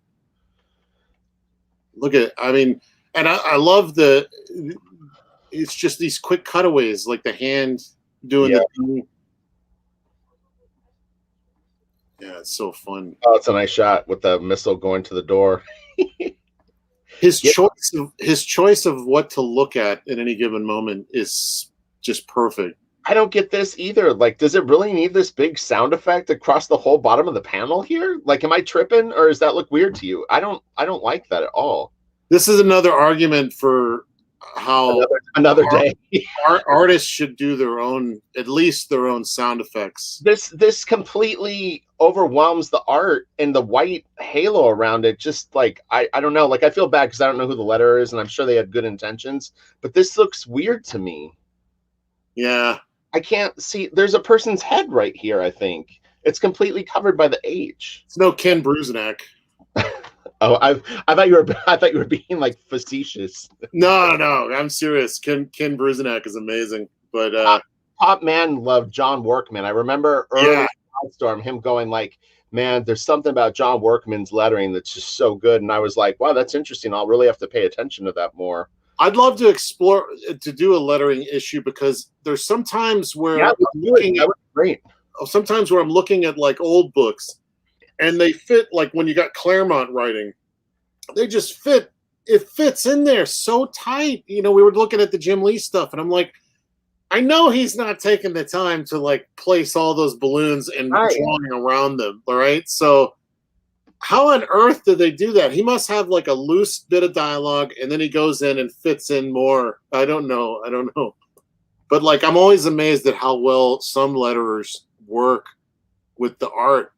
Yeah, no, that would be really fun, and we could go through Heritage, where we could find some stuff that's lettered on the boards and paste up stuff. And really, I have a friend who's actually really getting into lettering right now, and he might.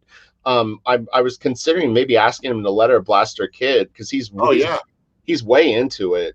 Oh, look at this! This stuff I'm pretty sure Stewart is working the letter balloon in, because there are times where I've seen pages where he'll have two figures talking, and he organizes it such a way that the word balloons are in the center of the page, and you perfectly follow it down.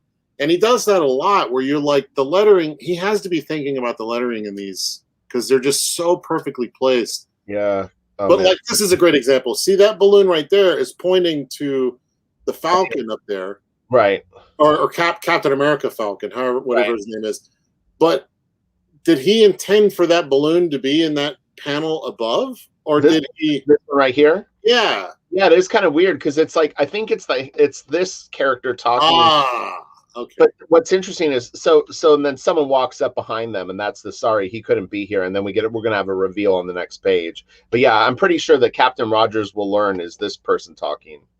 Okay, so the guy in the hood, that's a little confusing because the letter balloon is pointed to the Falcon up there, but that's I'm gonna blame that on the letterer.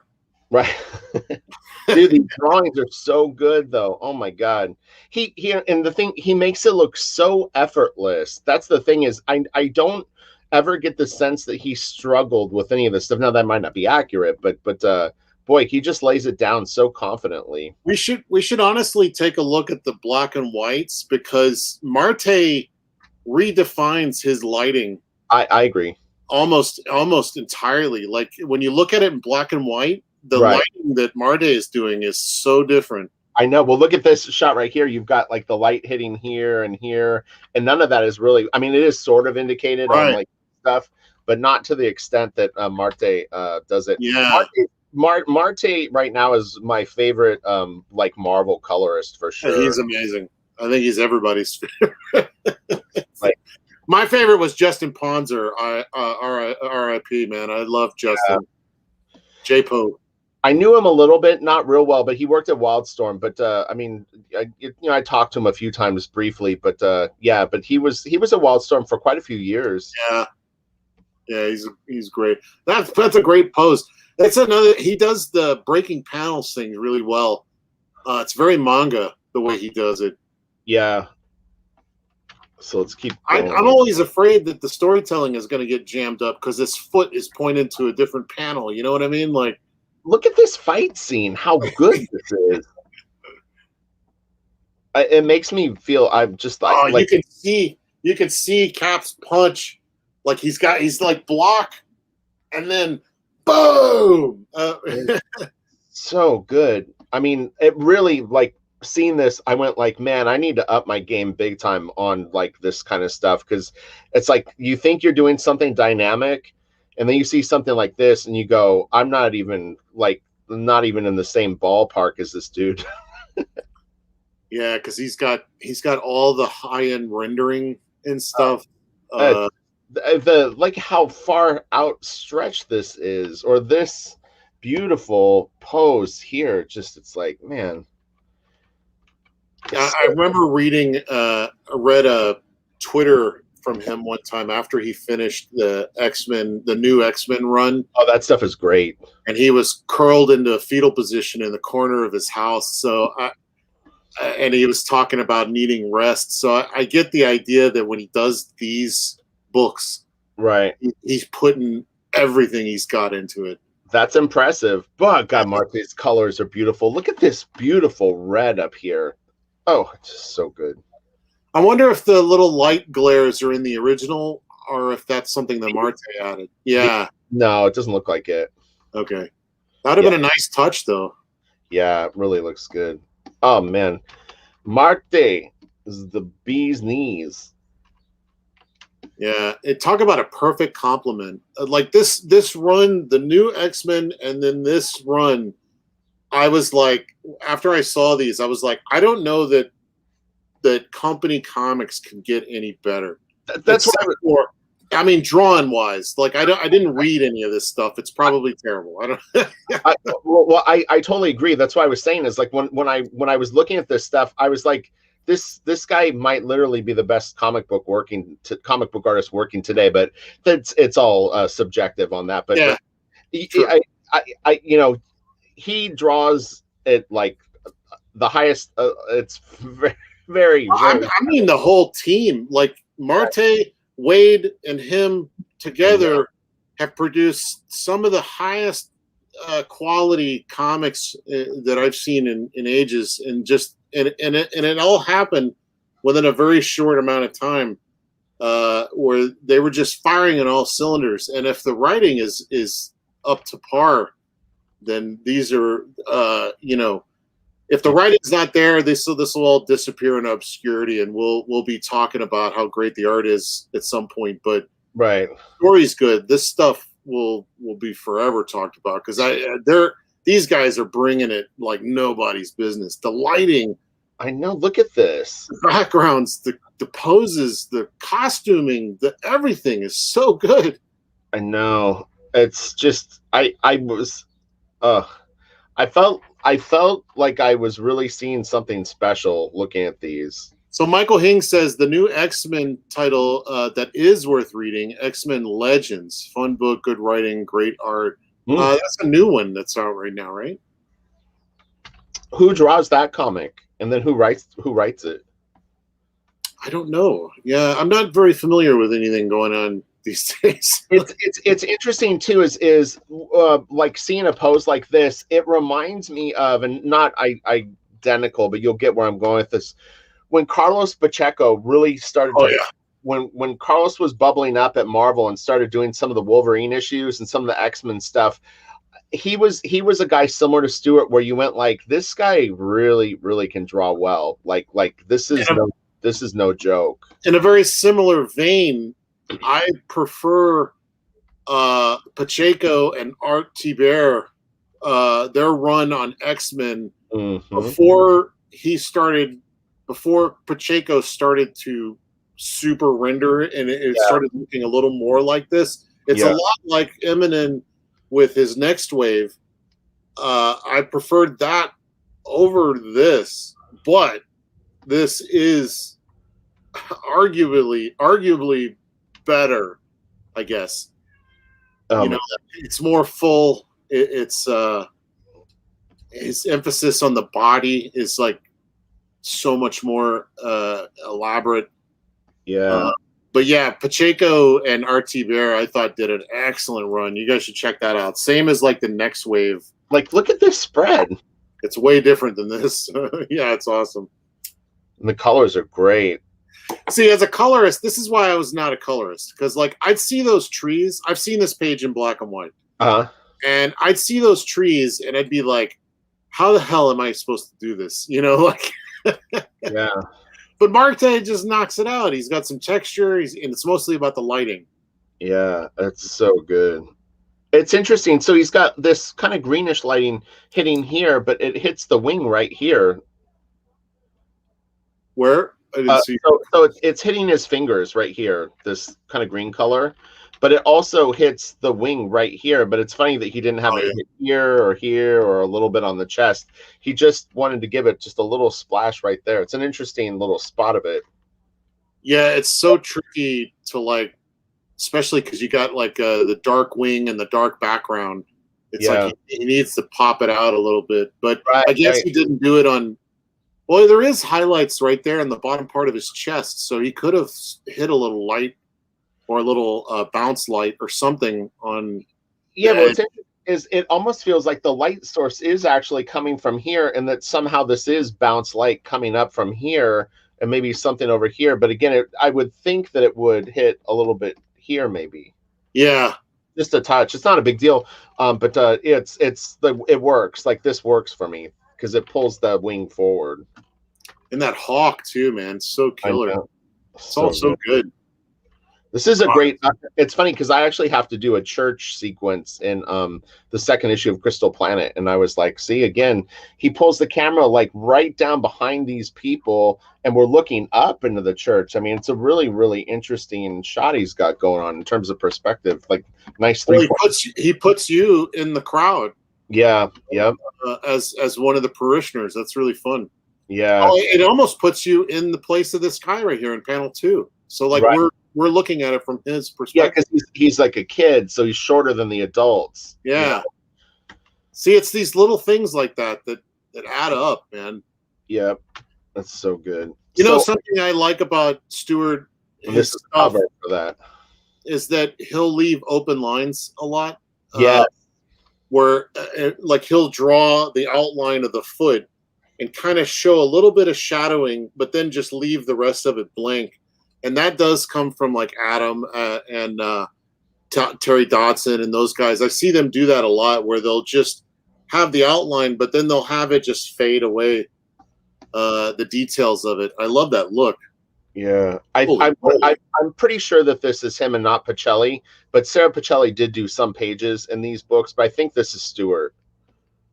Yeah, I don't know. I don't think I've ever seen this one. This is Guardians of the Galaxy. It's a trade paperback of it, and they kind of went back and forth issue to issue. It is really, really good. I would guess that it was done around the same time as All New X-Men and the Captain America stuff that we just saw. This looks like Pacelli. I'm not convinced that this is Stewart. It could be though. Dancing Dog 60 for $5. Thank you very much for the $5. I think we can take down the Liefeld comment. Let's stay positive. Is it still up? Yeah. Is it? Oh. I didn't even notice. Sorry, Rob. You should have told me. I actually don't. And the funny thing is I actually disagree with that. Yeah, that's it. Yeah, just in case anybody came in. That's a bummer. Rob, we're sorry. He's actually got a great sense of humor. So look, I should wrap it up. I got to go. It's 12:20. Yeah. I actually do need to split. So definitely. Well, Dancing Dog, thank you again for another super chat. We really, really do appreciate it. And no offense was meant to Rob Liefeld. I was actually, that should have only been up for a minute. Except for some friendly jabs. You know, he can jab us back if he wants. That's fun. Look, Rob's done a lot more in comics than I have, so I can't talk shit. If anybody could be a David Williams clone, I'll be impressed. But he's a tricky one to nail down. And the thing is I've always got along well with Rob. I've never worked with him directly, but he's always been actually very, very nice to me. And I asked him. I said, you take it well for as much shit as people talk about you at times, and he just kind of shoved it off. He joked and he said he's all I'm kind of like the Britney Spears of comics. Yeah, he's he's an interesting cat. Love him or hate him, he did elevate the game, like Brohawk says. I mean, this wouldn't be the same without his presence. So, he made comics exciting, and that's something that all of us should take a lesson from. Is like,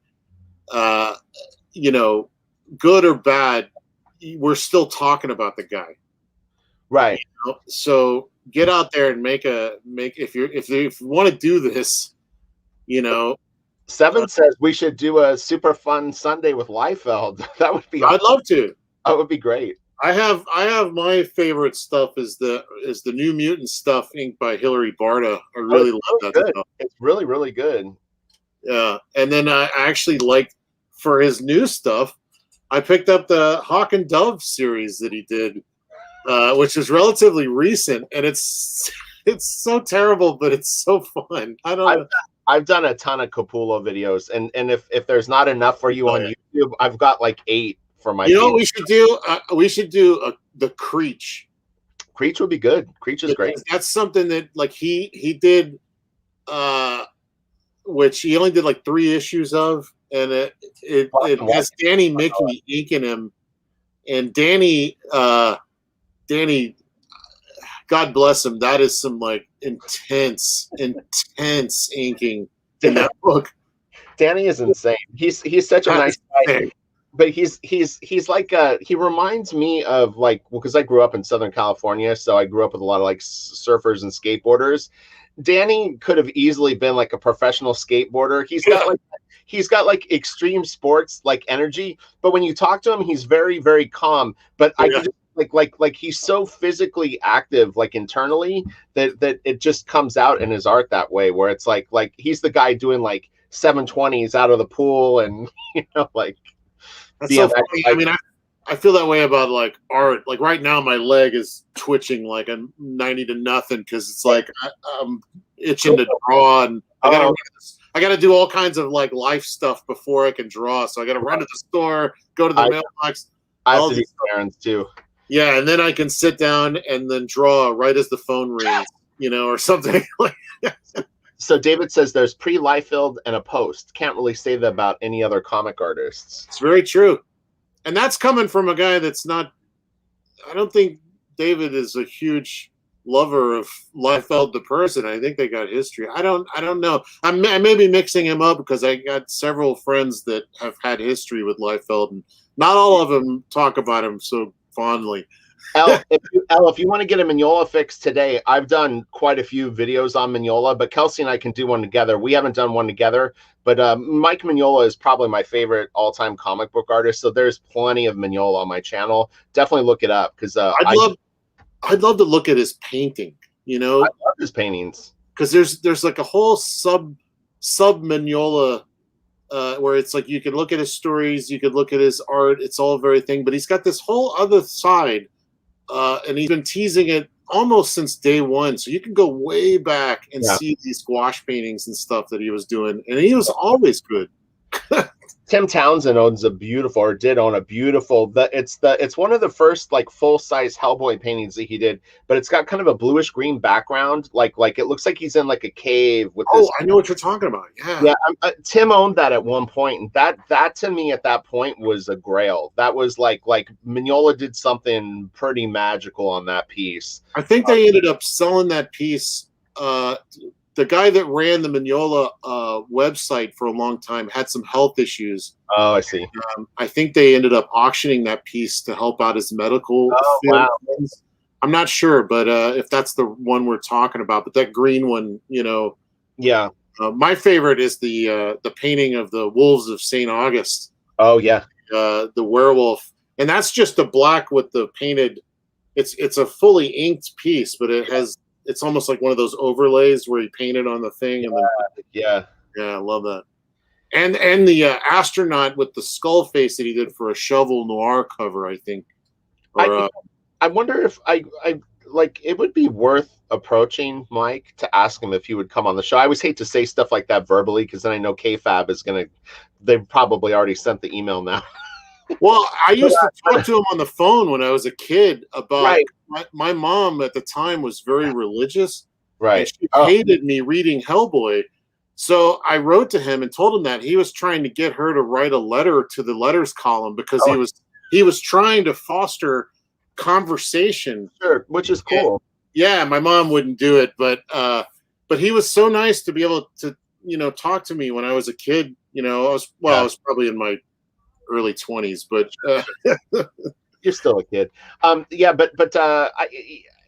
Mike, he's actually he's a really nice guy. He's always been very accommodating to me, like at the shows. Like I bought a book off of him last time, and when I got to talk to him, kind of the room wasn't open yet, so I was able to speak with him. Really, like he was the only person at the table, and I really like him, and I wonder if he would come on. I would love to talk to him about Frazetta, Jeffrey Catherine Jones. He's got a lot of there's not just grill him about his art. He's done that a no, million. that would be the best way to do it, because every time I've heard him talk about his art, he's Very, he's very he's an honest. extreme version of me. Like I'm very like nuts and bolts. Like I'm building a house here. That's really it's about the finished thing. It's Yeah, not really about how the nails you put in. And he's so like low key about his own work. But I bet you he would come alive talking about right, Frazette, you know. right. You're giving KFAB more ideas. Stop. I'm joking. I'm joking. Like They're I oh, don't know, like I don't want to talk about my own work either, so I can kind of get that from right, like Mike. right. He hates his own stuff. I've heard him say that so much, so But you know what's funny is if I ever feel really self-conscious or if I'm having like a real sort of block, I'll actually watch some of the longer interviews with Mike on YouTube because is critical as I am of my own work and I think that I suck and all this stuff.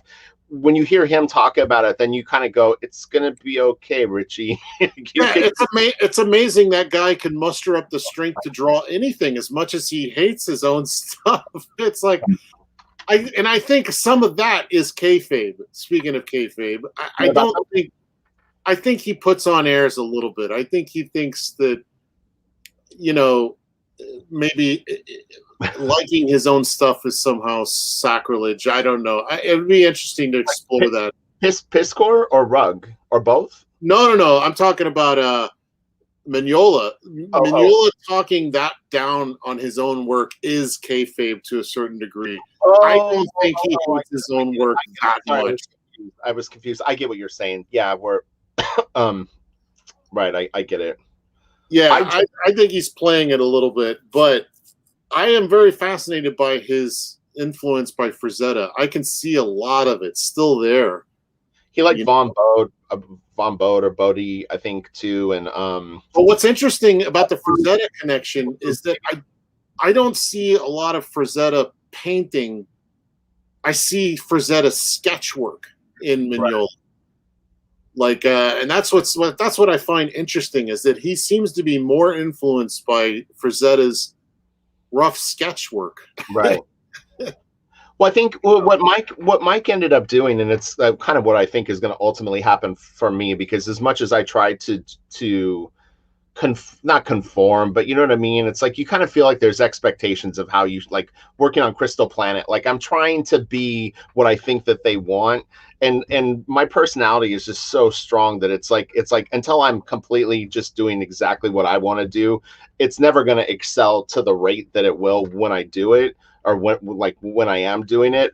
But and that was what was tough trying to be an inker and then be a penciler is like you don't have an identity. There's no identity with that. Hey, speaking of Crystal Planet, I saw your boy out there. Yes, Joe did a video talking about it. Did you see that? I did. It's so weird. It's so weird. cool. But I mean, just like I'm. It makes me uncomfortable. Like I don't talk it up too much, Joe. Don't. I like the work to kind of speak for itself. It's so social media is such a weird thing because like if you don't do it, then you feel like you're antisocial. But It's tricky. I do okay. I do better than some of my friends. I have some friends that just are like they hide from it. I'm positive Shiro has complete amazing pages shoved in a drawer. I have Yeah, tons of them where I'm just like, this is just not doing it yeah. for whatever reason, and then I've redone them. That's a What's this? Mignola took Frank's silhouettes and spotting blacks and added steroids to Yeah, Frazetta. That's crazy. yeah, I did. Uh, Yeah, it's funny because when you hear him talk about it, he's like, "I'm just covering up things I don't like to draw or that I don't draw well." And it's like, well, him saying that he doesn't like to draw Batman, I think for most comic fans, you're like, oh God, like I can't take it back, take it back. honestly, Batman is kind of boring to draw. It's the Batman universe it's Mm. it's his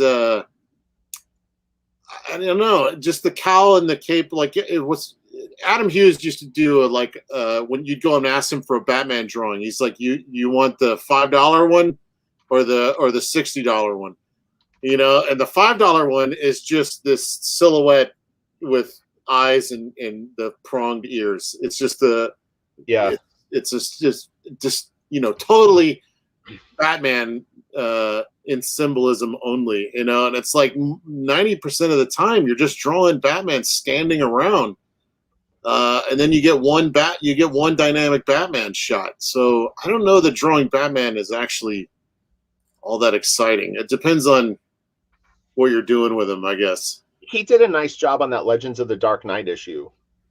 That was great. Like I think that if you got to do that kind of thing, where you're, but even then, Batman's just kind of standing around, walking through environments. But I don't know. That was a great issue. Uh-oh. You've drawn first blood, Kelsey. Yeah. Well, I'm talking to the guy that draws Batman in his sleep. Like he'll go to sleep and draw a new Batman costume. And he's wearing a Batman shirt in his thumbnail. Yeah. You're in big trouble. You have some explaining to do. Look, Batman, I'm saying drawing Batman for DC would probably be boring. But David spends his spare time redesigning the Bat costume. Right. Like that's what he does for fun. He's basically doing his own Batman graphic novel on his own.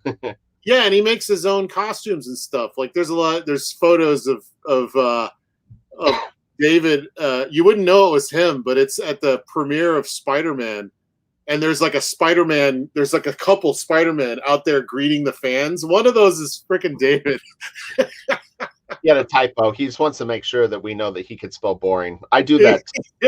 I get conscientious if I use the wrong conjugation of like a word. I'm like, oh no, I know what it really is. But that is inherent to the challenge of drawing Batman, is making it interesting. This is actually an interesting question for David. We got to get David on the show one of these days. David, have you ever done a Batman black and white story or pinups for the book? Because you would do. He would be great. Yeah, great at it. That seems like a huge oversight on their part to not at least have you do a pinup. No, see, they don't like David because David thinks for himself, and he likes to actually have a say in what he's drawing, and they don't like that. Has Clayman ever worked for Marvel? I only know him from DC, I think. He did way back in the day. Clayman's done a lot more than you probably are aware of. I've seen some. I think he did some stuff for Mark Chiarello's gone, but I'd seen some image stuff. I think that Clay did. That's his early work to me looks a little like Greg Land or one of the photo sort of like photo reference comic book artist. He's moved out of it more now. There was a run on I want to say he did a Magneto book that Scotty Young wrote that was pretty good. Oh, okay. He did a series of Astonishing X-Men or some kind of X-Men. I just remember this image of like all these characters sitting on like a tank or something. I can't remember what it was. He has done quite a bit of Marvel stuff. Should go look it up. I do like Clay's stuff. My concern for him is that he doesn't get it out frequently enough. where it's like I'll see like a comic and I'll go, oh, that was like really cool, and then it feels like I don't see his work for like months and months and months. Yeah, it And takes a long time to look up all those photos. Boom. but, but yeah, I mean, I think that I feel like sometimes like his production needs like a little bit more momentum to it. Oh, okay, so look, he said Clayman is slow. Yeah, he's a guy that probably shouldn't be inking himself. Honestly, he should just focus on penciling. And his brother does a nice job inking him. Or he could get some other like if his brother wasn't available, he could use someone else. I think that would actually benefit his work in a few different ways. But that's just my own personal sort of take on it. Hot take. Yeah. So we keep going. Yeah. So I'm going to give a couple of honorable shout outs to artists that I like right now. Dan Mora, you got me into Dan Mora. Dan Mora is so damn good. Pepe Larraz is doing great work. Jorge Jimenez is doing great work. And I'm digging Trad more. His stuff is very different than those guys, but Trad's a real interesting artist. I like Trad. Who's the guy that does Black Science? Matteo Scalera. I really love his stuff. He's a badass too. He's doing, I think, a Harlequin book with Jason. Not what's his name? Sean Gordon Murphy. I saw that. It's actually pretty damn good looking. I don't know anything about it, but White Knights. He also did a recent series with the Netflix guy, Mark Millar. Yeah, he did some spacey thing with the two chicks. I can't remember their name, but that was really good too. Yeah, Mateo does do long noses. It's the Sean Gordon Murphy, that comes from Bacalo, in my opinion. But I think it's Bacalo doing Bill Sienkiewicz, sort of like the I don't know, Bill Sienkiewicz on one of maybe Elektra or something was doing it, and then I think Chris Bacalo did it, and to me that sort of transferred into Sean Gordon Murphy a bit. And then I thought it was all coming from Andrew Robinson by way of Jamie Hewlett, and it could be. I mean, that's not a bad lineage either. So it's probably all of these. They're like us. They probably have tons of influences. They're just mix and mashing. Yeah. I can't even keep track of it anymore. I don't even care. It's like sometimes it's funny to sort of like go like, where did that come from? And then you go, well, I've seen these 10 artists do something similar. Yeah, I'm more interested in finding out who that influence is, because I might not know them yet. What is this? Where is this coming from? And then you'll get, here's a whole new set of influences for me. Is there a Death Dealer movie being made? I didn't know that. Oh, that'd be sweet. Wouldn't surprise me. Spawn 1, is that happening? I don't really follow like pop culture news, so I have no idea. If there was already a Death Dealer movie that they can remake, then you'll know it's gold, that they'll definitely be doing it. But since it's new, I don't know. Oh man, if they got some really good concept art. I mean, there's another version of Conan they could be making, or another version of Kroll the Conqueror that we have not seen yet. Yeah. I have no love for Hollywood right now. So. You've lost faith. I'd rather see Rob Liefeld do a Death Dealer comic than watch a Death Dealer movie from Hollywood right now. No doubt. It's like top 5 artists you want to see draw Death Dealer. It would be it's just an idea he had. So Rob Liefeld would be in your top 5. I would love a Death Dealer movie if they can, not do it corporate. Like if it was like, like when Conan came out of the woodwork, back in the day, the guys they had working on that, Oliver Stone writing an amazing script. What's his name? Also writing and directing. I'm missing his name all of a sudden. Francis Ford Coppola or Chat knows the guy. He did Endless Summer. He did he did what's the ones with the Red Dawn? God, what is his name? Well, anyway, those guys were like those guys were like just workers. They were grinding. They were writers, and and nobody had any faith in that movie or the story at all. It even had like this actor that couldn't speak English. It was, by all intents and purposes, it was a failure on paper. But then, right. Well, it's funny is I only know the name Ryan Johnson. John Milius, thank you. John Milius. Okay, I don't know who that is. Ryan Johnson. So those guys, but PG-13 Death Dealer made me laugh just like on that. But that's what you want, is like guys that are awesome craftsmen come out, and like there's no hope from the studio of like making a buck, so they don't touch it, right. and then it becomes a cult fan favorite because of probably the lack of interference from corporations. And because they're going to want the kid character in there so the kids can identify with Conan, so the way to do Death Dealer is completely independent. It's interesting. So there's for Spawn 1, there's two really interesting interviews that you can find on YouTube. I listened to them literally just a few days ago. One is with Ray Manzarek talking about not just the Doors movie, but talking about like his experiences of working with Jim Morrison and stuff like that. And there is a Ray Manzarek interview also. Who's the drummer of the Doors? And I'm spacing out his name. Ray Manzarek's the keyboardist, and then the guitarist is I can't think of his name. Anyway, but the one with the guitarist is really interesting. But he talks about like working with Jim Morrison, and Ray Manzarek didn't want to be part of the. Oh, Robbie Krieger is his name. Robbie Krieger was actually kind of involved in the Doors movie, but they knew that it was going to be all about Jim and his larger than life personality, or John Densmore. Densmore is the drummer.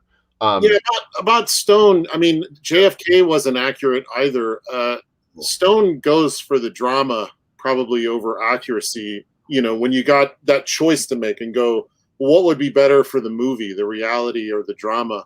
What does they say? Write the legend,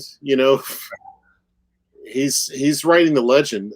Oliver Stone, love him or hate him, he's a hell of a writer, man. If you go and look back at like some of his early movies, so good. I really enjoyed that early stuff. I was watching was sort of my punk rock thing, but there's a fan made video for the Stooges, Seek and Destroy, or Search and Destroy, I think is the name of the song, but they use all Apocalypse Now footage like from the movie in the video. But man, dude, those shots, like when the helicopters are going over the like rice paddies and everyone's running for cover, dude, that is like, I remember seeing that. I was in like probably 5th grade, and I was like, "This is the craziest movie that I've ever seen." Was that Platoon? Apocalypse Now. It's yeah. Apocalypse was so revolutionary for me. Oh my god, it was insane. It's so good. I was a Kubrick. So when all those came out, I was in the Full Metal Jacket camp. Right. It took me years to watch those other ones. Full Metal Jacket came out after Apocalypse Now, though. Apocalypse Now had been for a few years, so it was. So did Platoon. I think Platoon came out before Full Metal Jacket as well, didn't it? Yeah.